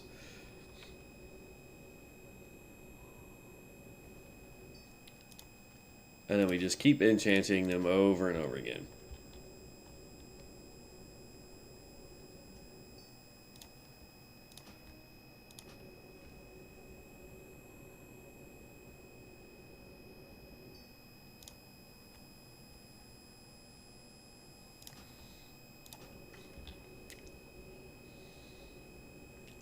And that little bit of enchanting that we did there got us all the way up to 28 on enchanting. There we go.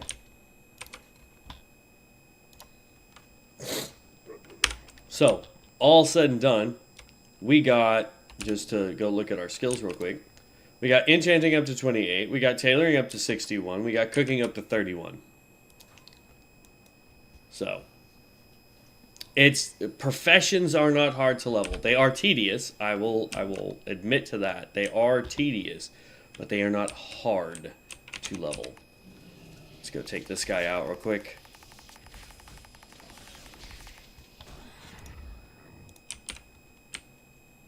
And now we don't have to worry about skinning or any of that stuff. It's just picking up boar meat.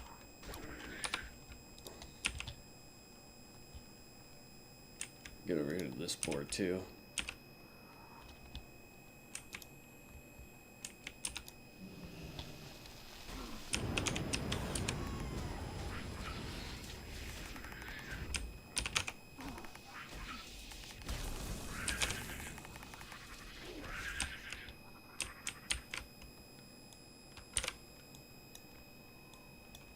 Okay.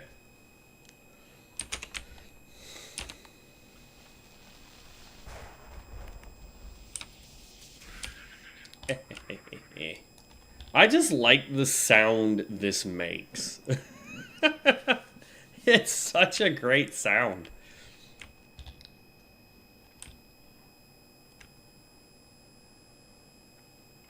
All of our scrolls are about to disappear. Oh no.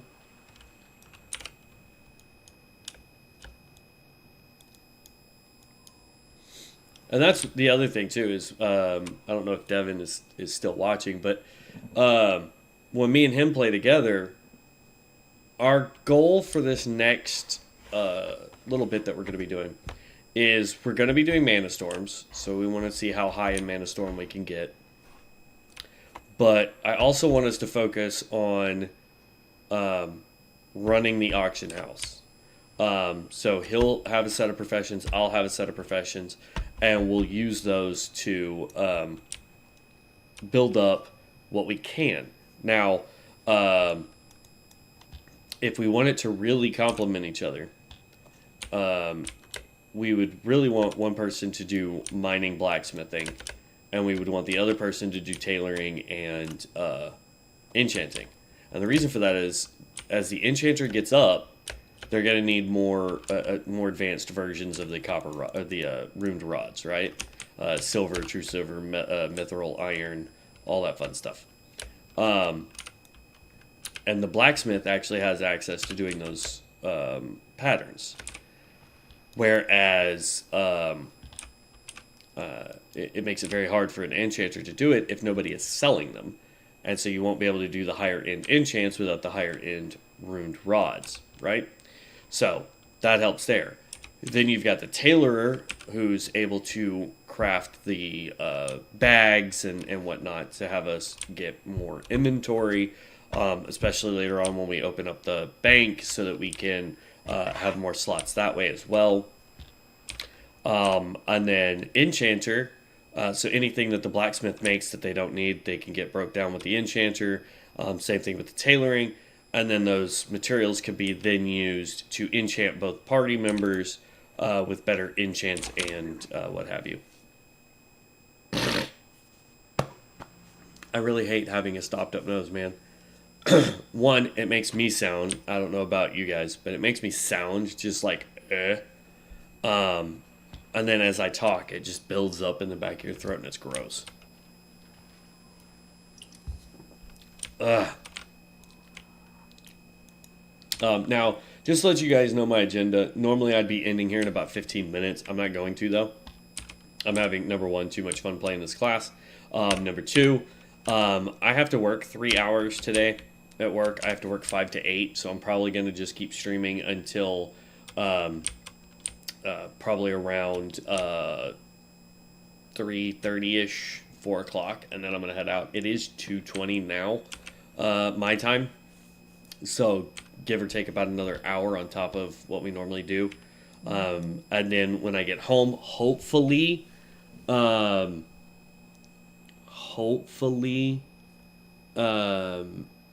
can get Devin on and we can play a little bit tonight for you guys. But yeah. Oh man, this class is so much fun. If I wasn't already going tank for our run that we're going to be doing, I would 100% be doing this class. Okay, so now we need to go up the hill and talk to her. Alright, so we have a new, I forgot, we leveled up, so we've got a new skill point. We got to figure out where we're putting it, alright? So we've got Storm Chaser. Crackle now reduces the cast aim of Call Lightning by 15% for 10 seconds, stacking 2 times. That's pretty cool. Conjuration Master reduces the cooldown of Conjure Storm by 5 seconds. Conjure Storm, we're not really using a lot yet. But the cast time is 1.95 seconds. This would reduce it by 5. Wait, what? Conjure Storm. Oh, is that the cooldown? Oh, that's cooldown. I don't care about cooldown. That would put it down to 15 seconds. Wah. Body of Lightning. Infuse an ally with lightning for 12 seconds, regenerating 1% of their maximum mana every 1 second, while active damage dealt now deals an additional 29 damage to up to 5 enemies, usable while stunned.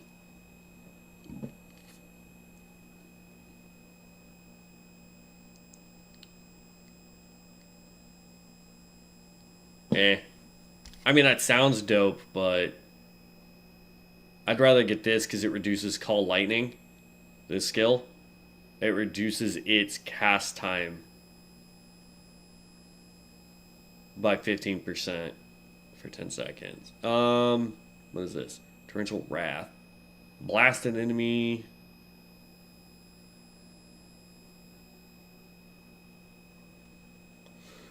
Altered Course. Call Lightning now refunds 10 static. Increases your critical strike chance. Ooh, yeah, we want that. That's awesome. Yes, yes, yes. So we're going to go with Storm Chaser, and then next we're going to grab that. Yeah, anything to boost our critical. That's, I mean, if there was a chant that we could say for this class, it is boost your critical. Boost your critical. So yeah.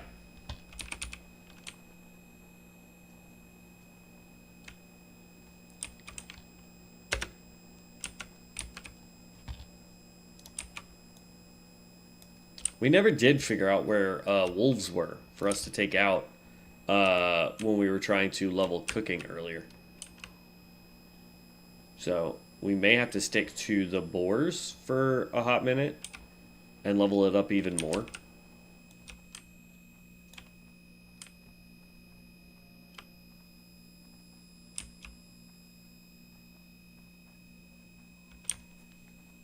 Because I know where to get a ton of boar meat. Like, a ton of boar meat, so. Alright, she wants us to come down here and take out a bunch of her harpies. No! There we go.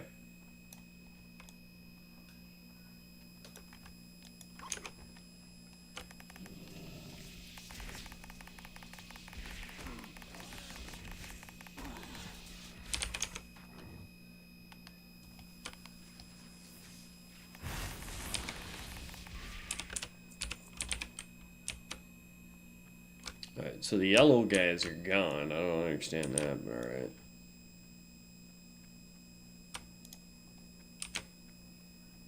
By the way, the Corrupted Blood Talon is capable of dropping the whistle on the live servers where you can get pets. So, just bear that in mind. Ooh, that hit for 106. Nice.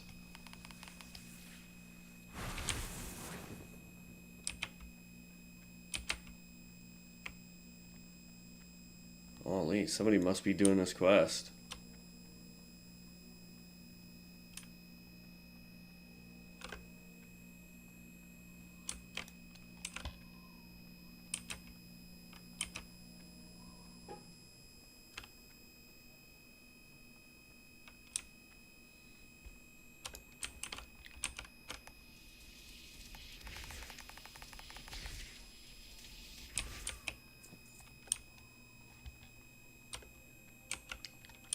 I don't see the thing that we were supposed to be getting from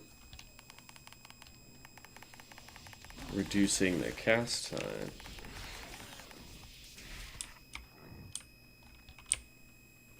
Alright. Or did I misunderstand that? Crackle now reduces cast time of Call Lightning by 15%, stacking 2 times. I don't see it giving us that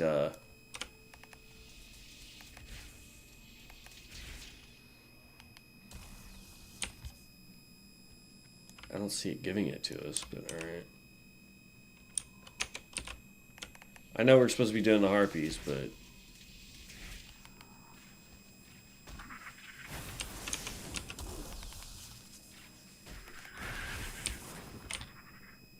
oh, Crackle does it. No, I'm thinking of Shock. So you can go Crackle, then you can go Crackle again, and then do that. Yeah, that doesn't seem as beneficial as I thought, but you never know.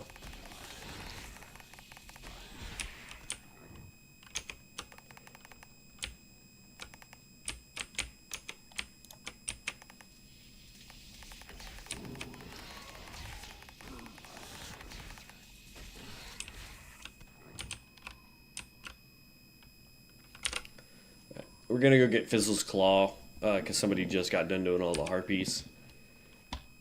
But I'm taking my time because number one, I'm trying to level. We just hit, yeah. I'm trying to get to 13 so that we can get another point over here and start looking at that tree. But I'm also trying to get some more boar meat, since we have no idea where wolf meat is going to drop. Like, I'm racking my brain, and I don't think of any place here in Durotar that has it.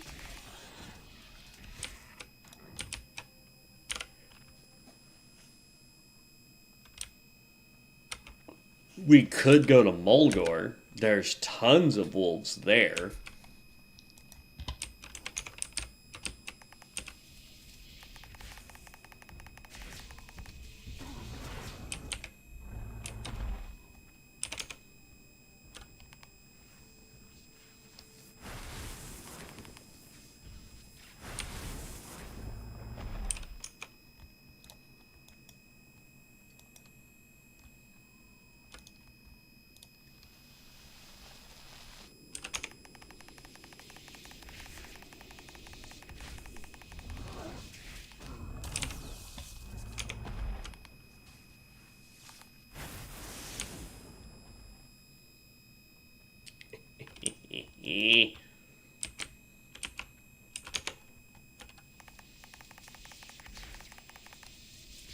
Oh yeah, Devin, if you're still watching, man, this class is a heck of a lot of fun, man.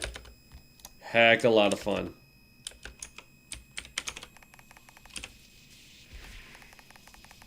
And I'm doing the easy build for it. I'm not even trying to do the advanced build. The one that uses water and lightning. I'm sure that one can output even more damage. Man, we could always switch to that build.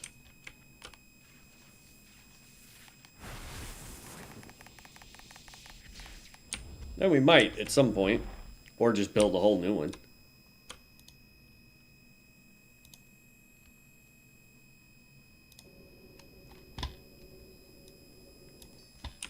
There we go.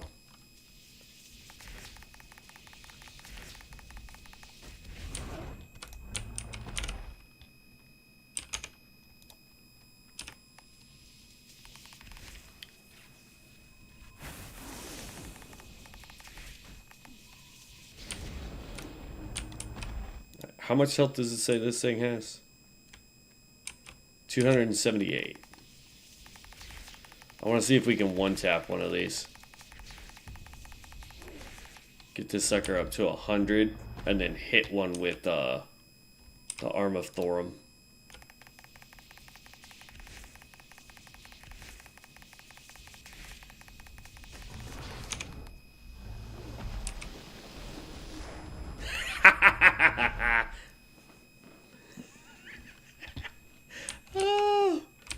That was insane.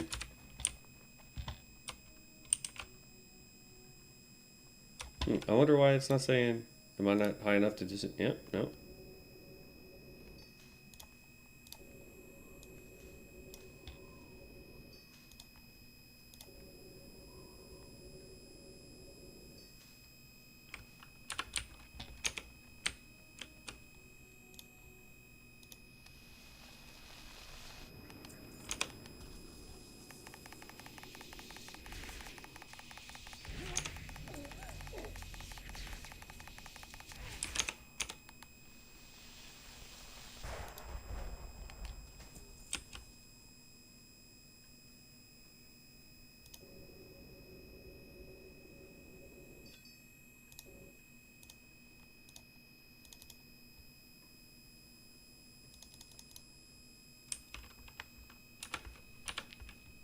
Okay, so it says my skill is not high enough to get rid of that yet.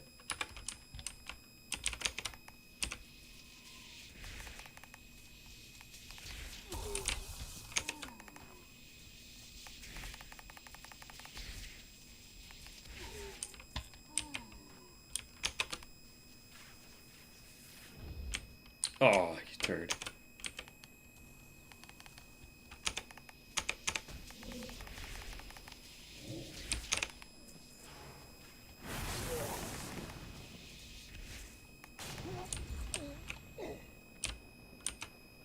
Usually there's two chests here. That's why I was taking everybody out, but I guess not.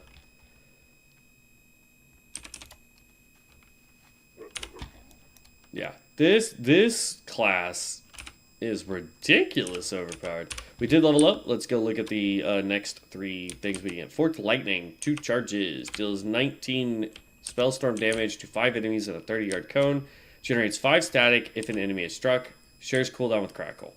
So this is an AoE, so that's 100% probably what we're going to grab. Superconductor increases the damage of Arm of Thorum by an additional 1% per static depleted. And then Electric Energy. Shock increases the damage of your next call lightning by 10%, stacking 3 times. I'm going to do this one, and then next level we're grabbing that one. Because this gives us Forked Lightning, which it says it uses, shares a cooldown with Crackle, which is this thing here, right? And it also has charges.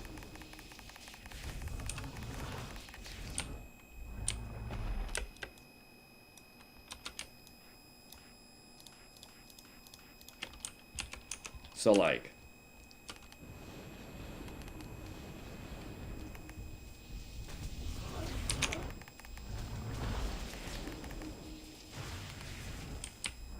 So, when there's multiple enemies, I want to use Forked Lightning, up to 5.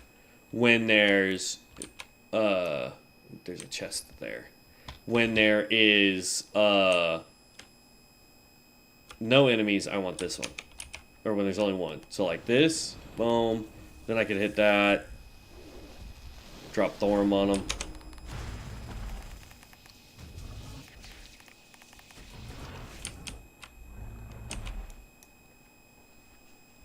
So yeah. Oh, this class is great. I am loving this.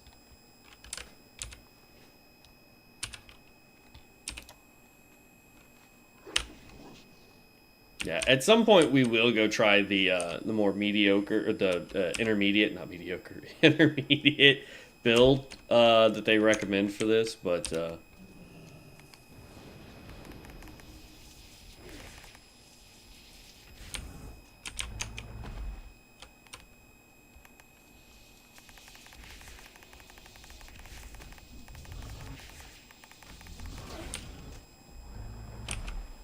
and we're level 13. We've got 2 more levels, and then we can start doing dungeons too.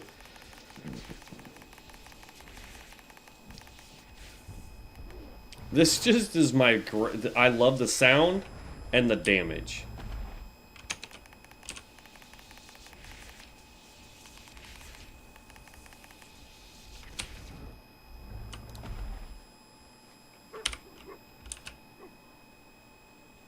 But yeah, we will try Maelstrom at some point, just to see how that plays out.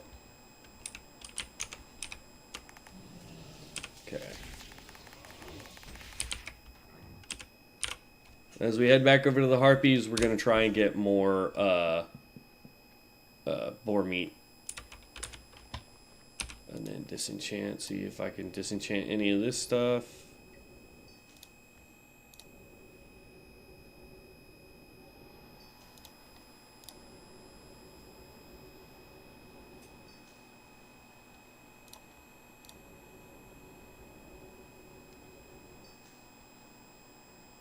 If jewel crafting was a thing, these would be selling for a ton.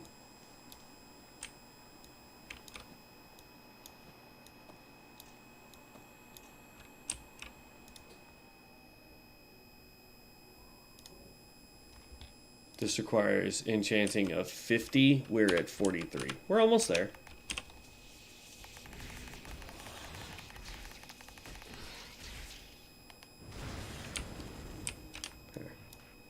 Let's actually switch those around. Single target, multi-target. We are playing on CoA PTR. So the there aren't technically realms.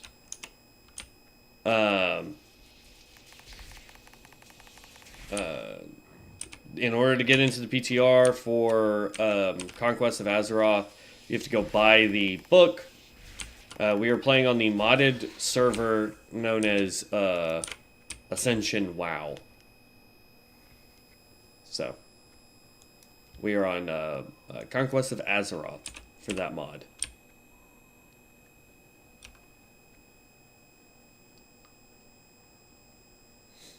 But it's supposed to be going live in a few more months, supposedly. So, basically, all I'm doing right now is kind of showing off what I'm going to be doing once the server goes live, making money, all that stuff. Price: the live servers are 100% free. You don't have to pay for them. If you want CoA, it will cost you probably about $20, one-time purchase.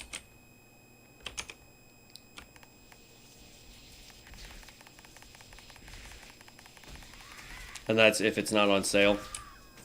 If it's on sale, it can be like $10, something like that. Relatively inexpensive, honestly. And if you're a WoW fan, but you don't like paying a monthly subscription to play WoW, there you go. There are currently a total of, what is it, 1, 2, three, four, five major servers right now. 3 you have to buy into, 2 that are absolutely free.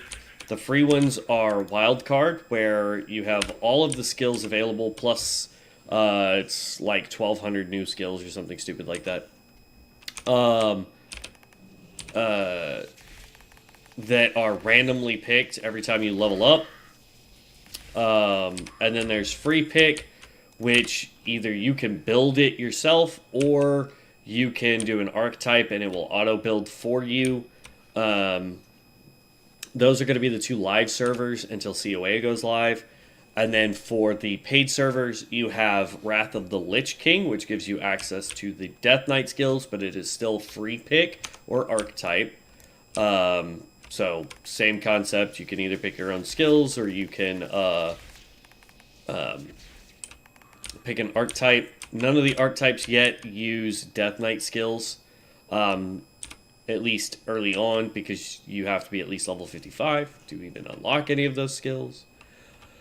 And then for the other 2, you have CoA, which is what we're playing right now, Conquest of Azeroth. And then they just launched Bronzebeard, which is the original 9 classes, on a Classic Plus server. So you can play your Hunter, Warrior, Paladin, Mage, Warlock, Druid, Rogue, Hunter. I need 2 more of the stupid yellow feathered people.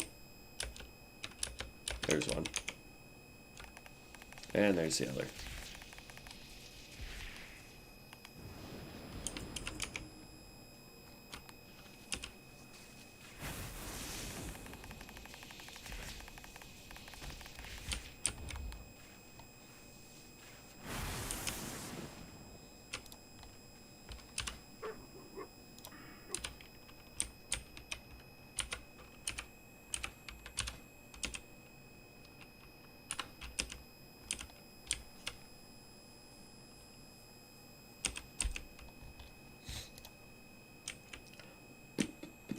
Alright, let's head to the Queen. We need to turn that in. Then we're going to head to town. Turn in that quest there. Meh, we'll just let that get aggroed. And then we will do some more cooking. Break down what we can. Sell what we can't.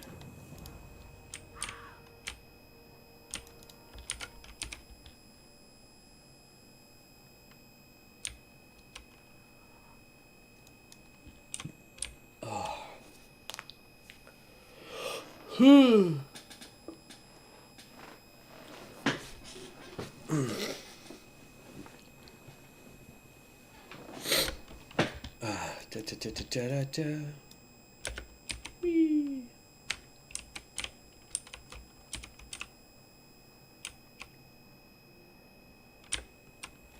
Okay. Turn this in.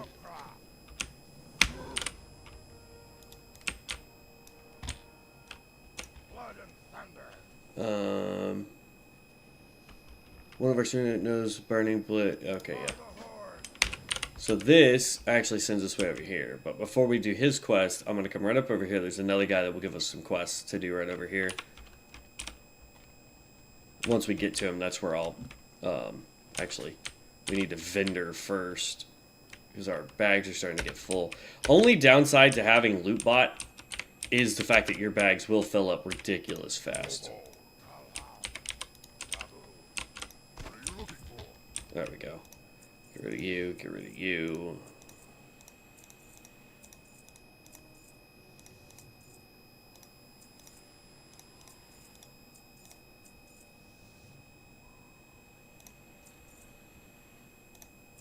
Well, we'll just get rid of those two.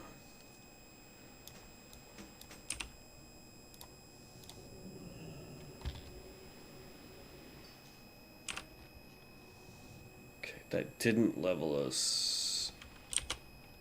Can I buy Vellum? I'm curious if for enchanting, if I have Vellum, if I just click enchant Vellum, if it'll just continuously use up Vellum. Instead of me having to click it.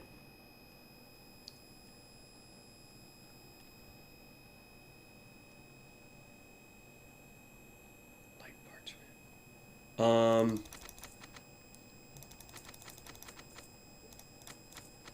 15 of that. And then I'll buy 15 of that as well. Just to try that out.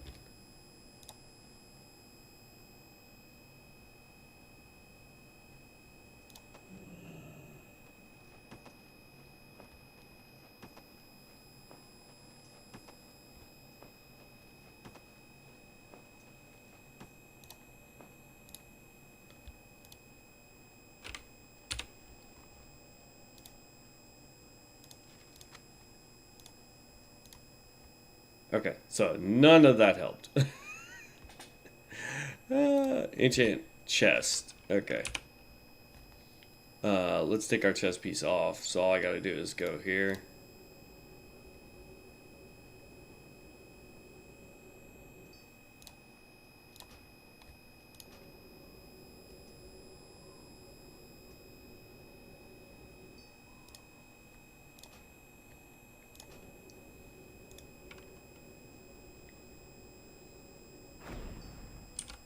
Speak, friend.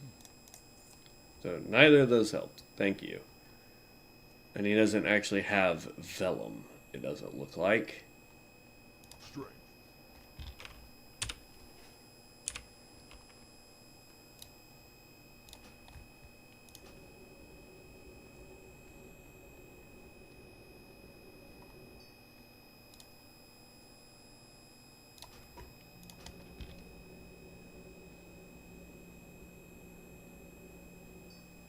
Okay, that got me up to 73. Let's dischant that real quick. Pop out this book.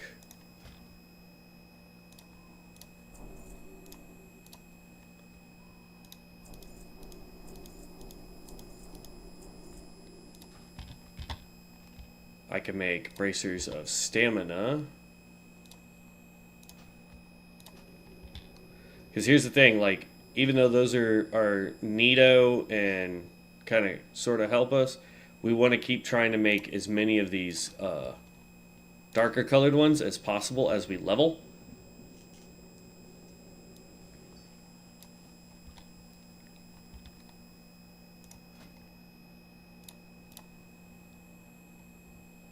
Okay, haven't learned anything new. We are now up to 79. And those can be sold. Keep that, keep that. There we go. That is a quest item. Your blades never dull. Okay.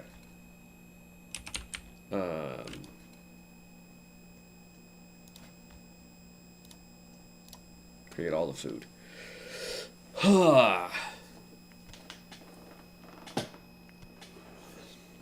And that's the other thing too, is like, I think for Devin and I think one of us should go blacksmithing and miner. The other one should go tailor enchanter. Both of us should pick up cooking. And cooking primarily because food. Alright, so they got us all the way up to 67. Let's pop out Artisan's Book again. We now have Journeyman Cook. Go to recipes. We have boiled clams and coyote steaks. Both of which, like the boiled clams, require clam meat, which is a pain in the butt, and refreshing spring water, which is purchasable. Coyote meat. I don't know where to get frickin' coyote meat either.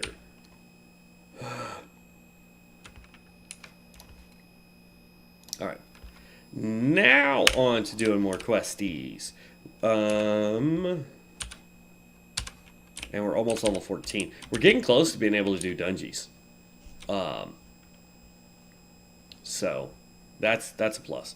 The issue that we're gonna run into with doing dungeons, I can tell you right now, the main issue we're gonna have with doing dungeons is the fact that we will level faster than our quests, which means we will still have to do low-level quest stuff in order to, yeah, it's just sellable. in order for us to level up cooking and enchanting and stuff, we're gonna have to stay doing these lower level quests, which I'm okay with. I'm not trying to be like, oh my god, no, we need to do higher level. No, screw all that noise. I don't care if we're not getting XP from doing quests. If we're getting gear to break down and we're making money and we're doing, that's the goal, right? Because we're trying to level professions this way, you'll notice that we haven't even gotten above 1 gold. Like normally, if I was just out here doing quests and selling everything, we'd be above 1 gold already. We'd probably be at 3, 4, 5, 6 gold by now, just selling the greens that we get from completing quests. Alright.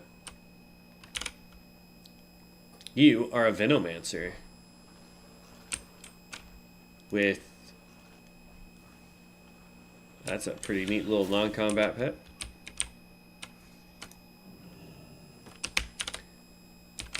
I'm going to eventually get the transmogrify thingy that allows any pet to become a loot bot. Because I think that would be kind of cool. Hover on non-combat pets that do the same thing as loot bot. Or it transmogs loot bot into my other pets. I don't know how it works, but...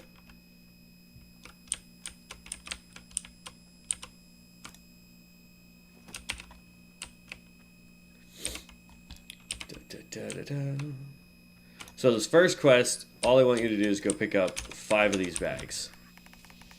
The next one will have us taking out more harpies.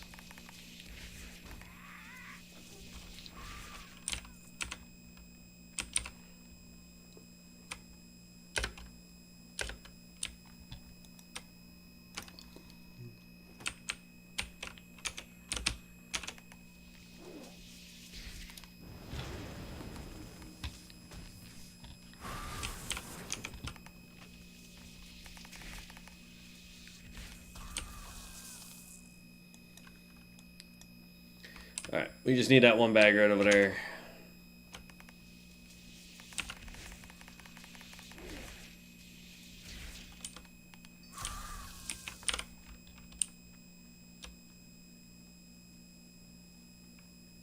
Okay, so Storm Chaser is the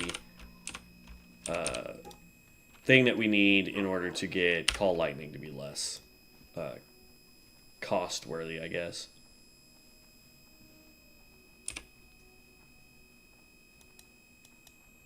Okay, so now we go turn this in. Then we get to take out more harpies. Ugh.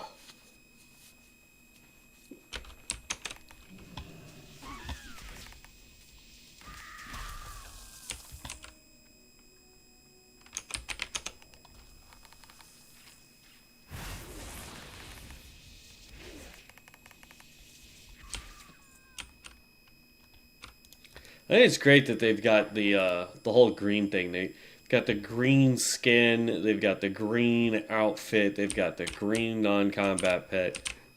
It really just screams, I do poison damage. So that's pretty neat.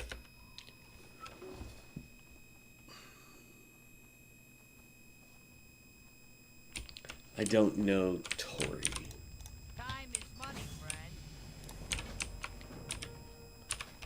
Alright, so, I know I want to do this one, because that gives me a critical strike chance. It's only 2%, but still, anything that boosts your critical strike and your spell haste. Spell haste tells you how fast you're going to be casting spells, whereas critical increases, this is critical strike chance, so this is how often I can do crits, which are both really crucial. Next point, we are definitely putting into Conjure Mastery, though. Well, improved Body of Lightning. Now, we'll just grab Body of Lightning, then. Yeah. Yee. Altered Course. Call Lightning now. Refunds 10 static. That's pretty good. Vortex. Wrap your enemy in fierce winds, dealing 32 nature damage and stunning them for 4 seconds. We'll probably pick that up too. There's so much. All right.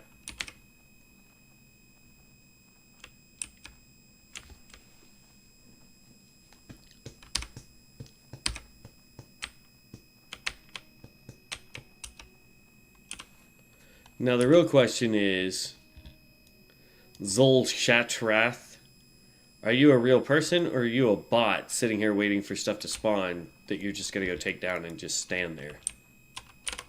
I don't know why you would, like, this doesn't have the complexity that Retail Well has, where you need to be doing that.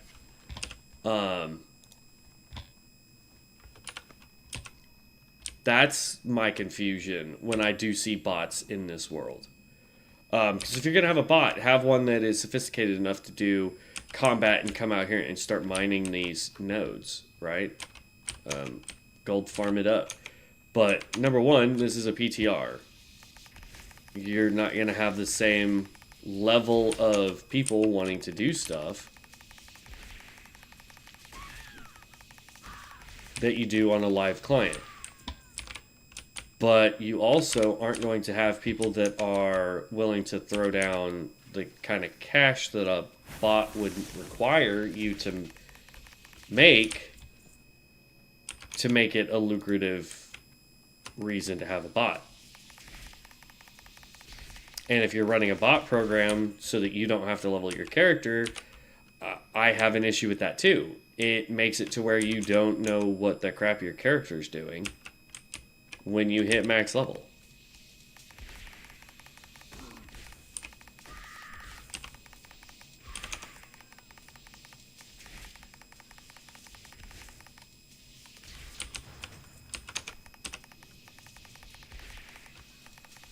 Ugh.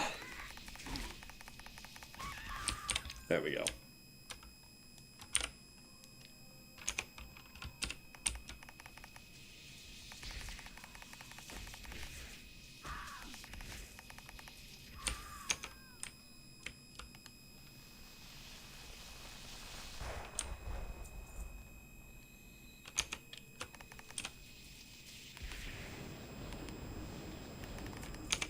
Oh, that was dope. I don't get as much static from doing that. But let's be real. I mean, anything that allows me to drop two enemies like that simultaneously, I will take it.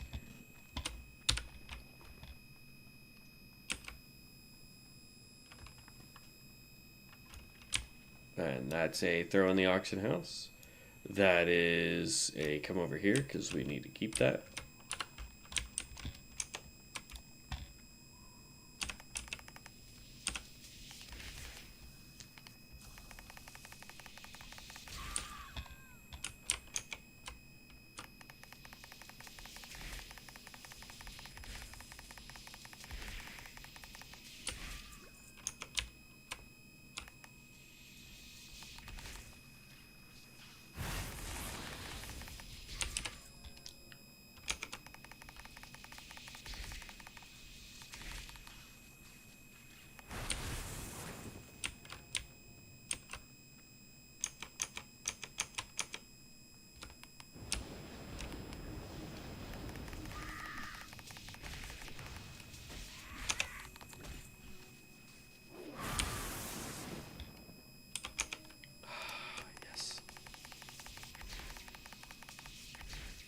Oh, there's a lootable back there. Let's go figure out what that is.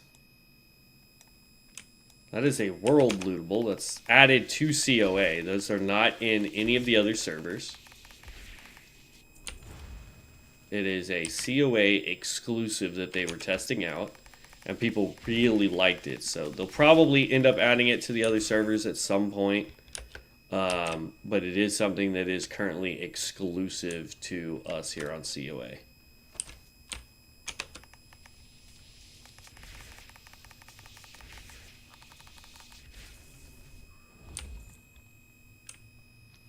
Another chest.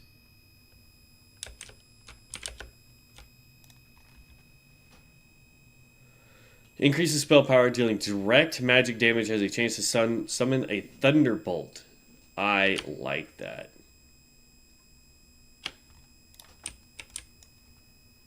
And there's a rare here. Oh, I'm loving this. All right. Hit you with that. Hit you with that. Ooh, not call lightning. I want this one. Bam.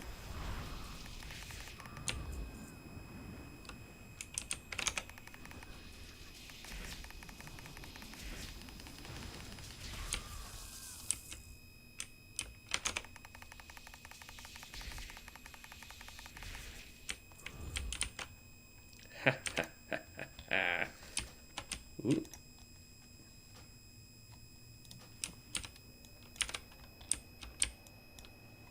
Okay. Quest is now complete. Let's just mount up and run out. We got a nice staff. We got an elite.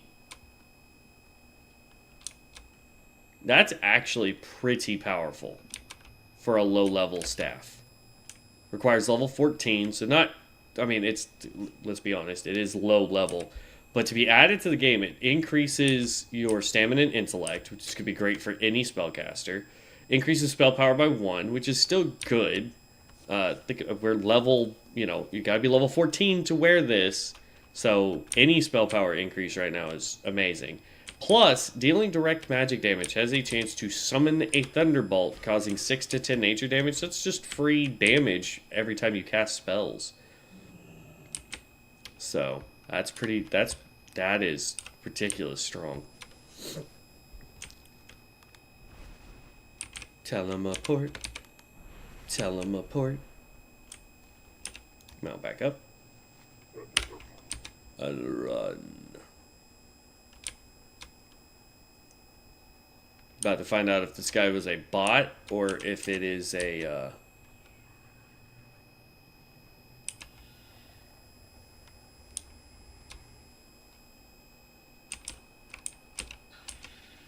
now in tank form. But you... Okay, I don't know how that didn't lose aggro, but okay. Jinwoo, level 20, is being killed by Rock Zor.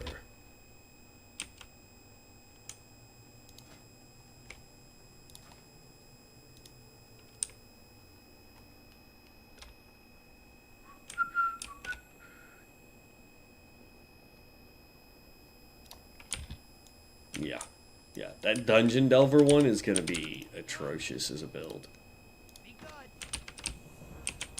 Alright, that completes that, and now we are on to speak to Margaz, who's way over there. He's got a few more quests for us to do before we go into Orgrimmar.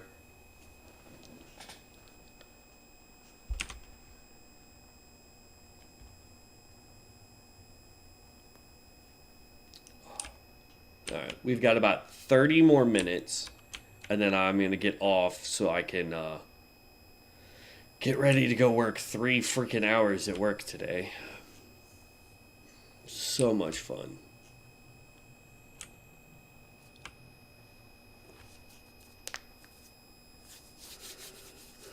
And it's so stupid that I have to go work 3 hours. You know what I mean? Like, from what I understand is it boils down to one of the managers they don't trust to run a store by themselves.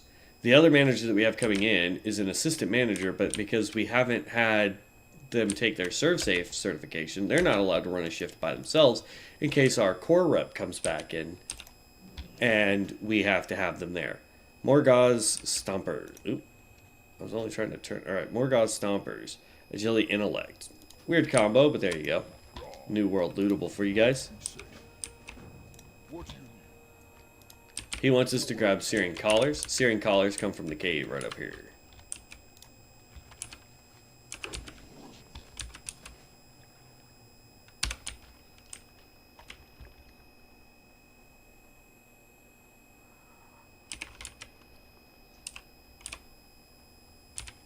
Could be taking out all these boars for cooking. But our cooking is actually not getting, is not going to be getting increased that much anymore by boar meat. We need to figure out where coyote clam, or coyote meat comes from, so that we can make those.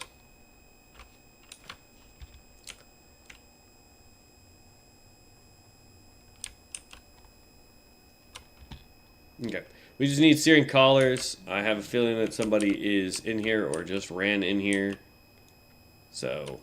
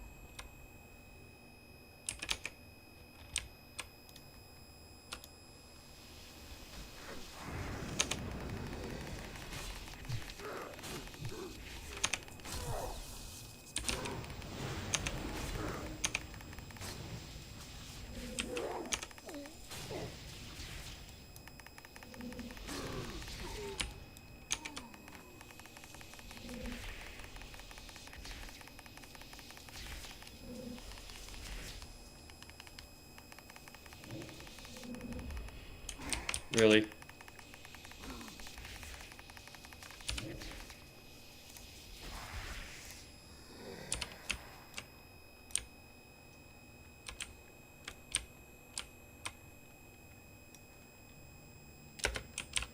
We found another rare, so now we gotta go take that down. But he ran off. That's the way out. That's not what I wanted. There he is.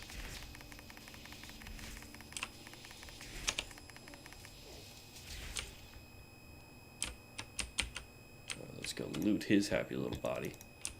Oh, great. Don't you love it when stuff gets glitched for no frickin' reason? Alright, let's just get out of here then.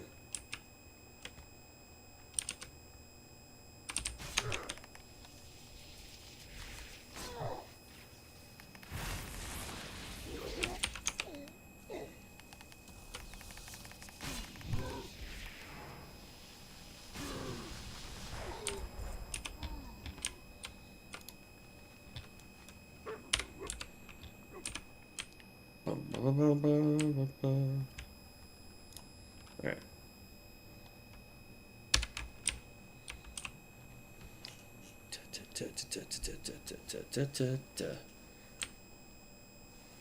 Ah, no, I don't want to fight any of those guys.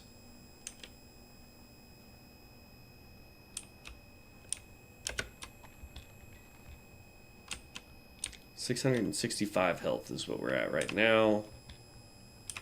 We could boost it a little bit more if I was to go back and put health on the bracers instead of stamina, I believe. Because I think stamina gives me 3 per point. Straight.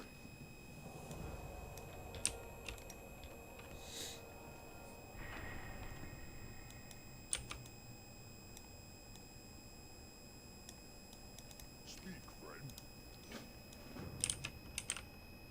Now, he wants us to go into Orgrimmar.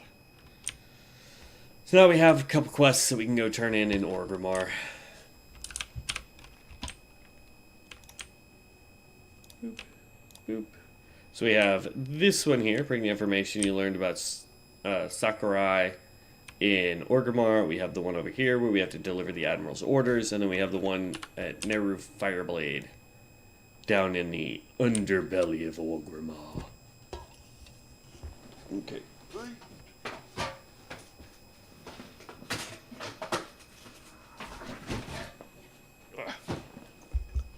There we go. Just get in the water. Sorry.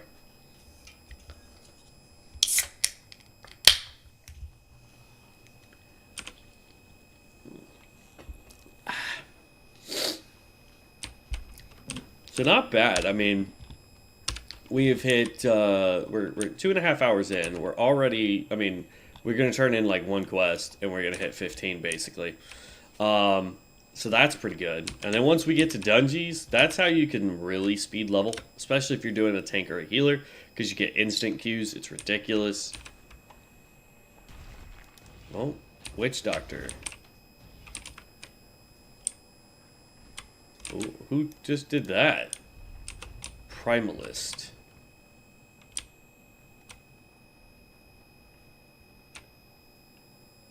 This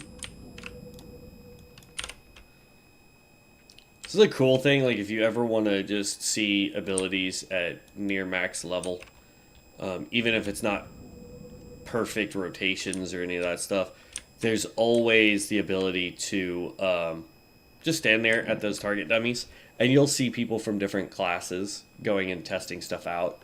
Because everybody's always trying, especially higher level people. They're always wanting to maximize the amount of their DPS that they could do. Maximize the amount of, or their efficiency at casting skills and spells. I'm going to run in here to the cook trainer here real quick. You? Where's it you? That required, both of those require fishing, so nope.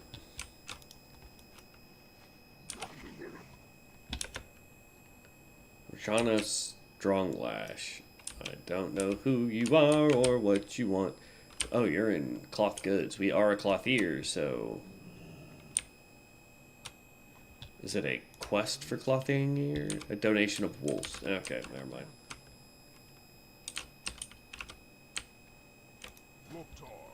Tailoring supplies. Let's get rid of that. Get rid of that.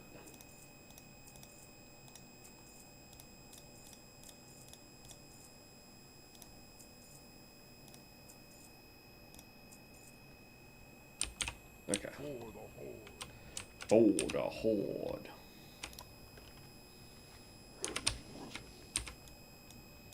Okay. We're actually going to go turn this one in first. Aviana's Rose, because it's a green one, gives us the least amount of XP. Well, that's not true. Admiral's Orders will give us no XP, basically, for turning it in. But she actually gives us a quest to go out to the next zone, which is what we want. So does Naru Fireblade. He gives us a quest to go to the next zone. In fact, I think all three will give us a quest to go to the next zone. So. Da, da, da, da, da.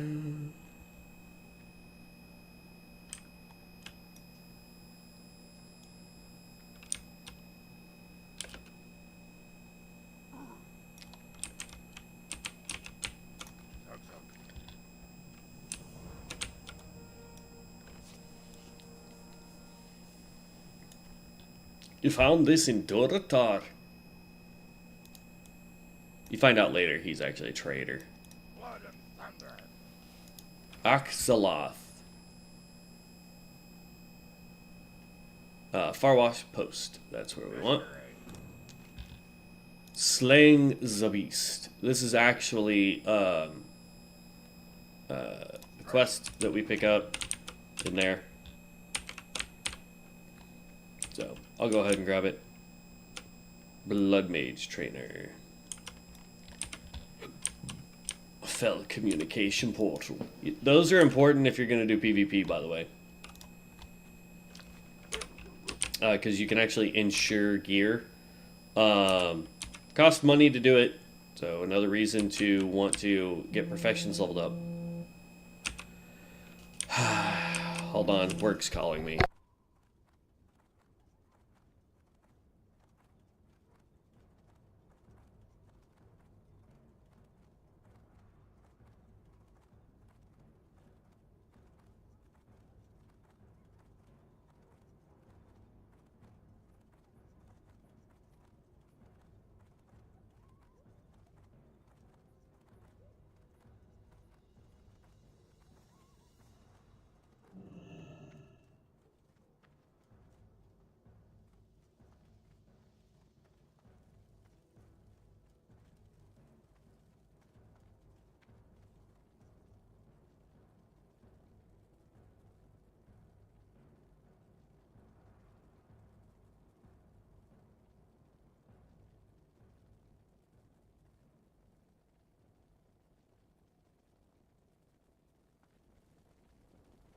Spirits be with you, stranger. How may I? Okay. Well, it looks like I'm going to actually end up having to end this early so I can go deal with whatever crap they have me wanting to do at work now. So, fun. But tomato, it's whatever. Alright, so that completed all those quests there. We did just hit level 15, so we can do that. Now we have the option of doing Dungeon Finder. We've got, let's see here. Let's disenchant what we can here.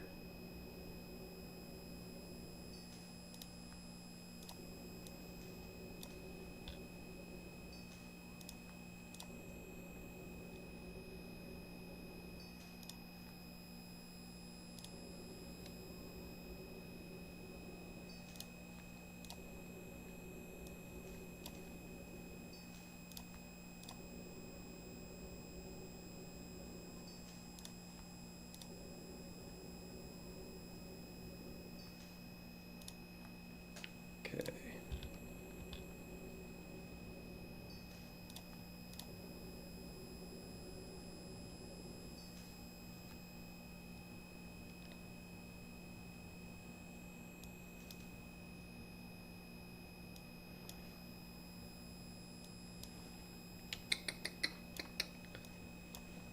And then let's do what we can here.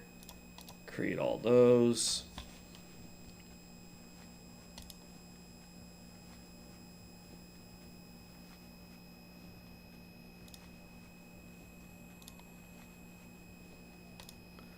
So, like, here you go. We can already start making linen bags. These are only 6 slotted bags, so they're not that great, but...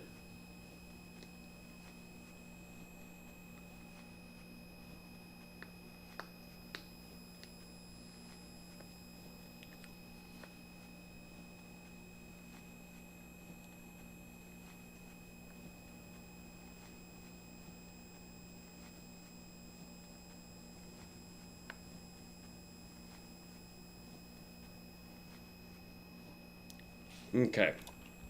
I'm not going to worry about making any more of these upgrade kits because they're only green. We're going to go get coarse thread when we come back, and we will start leveling up using what we can with coarse thread, obviously. So yeah, there's that. Blue linen, if we wanted to buy blue dye. No, thank you. So yeah, we'll worry about that there.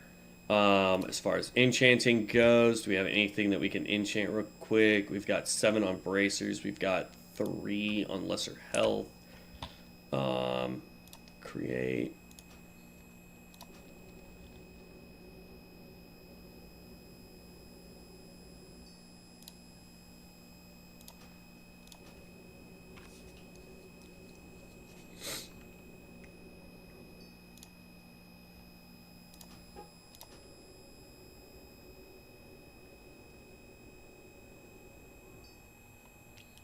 Cloak can get minor resistance.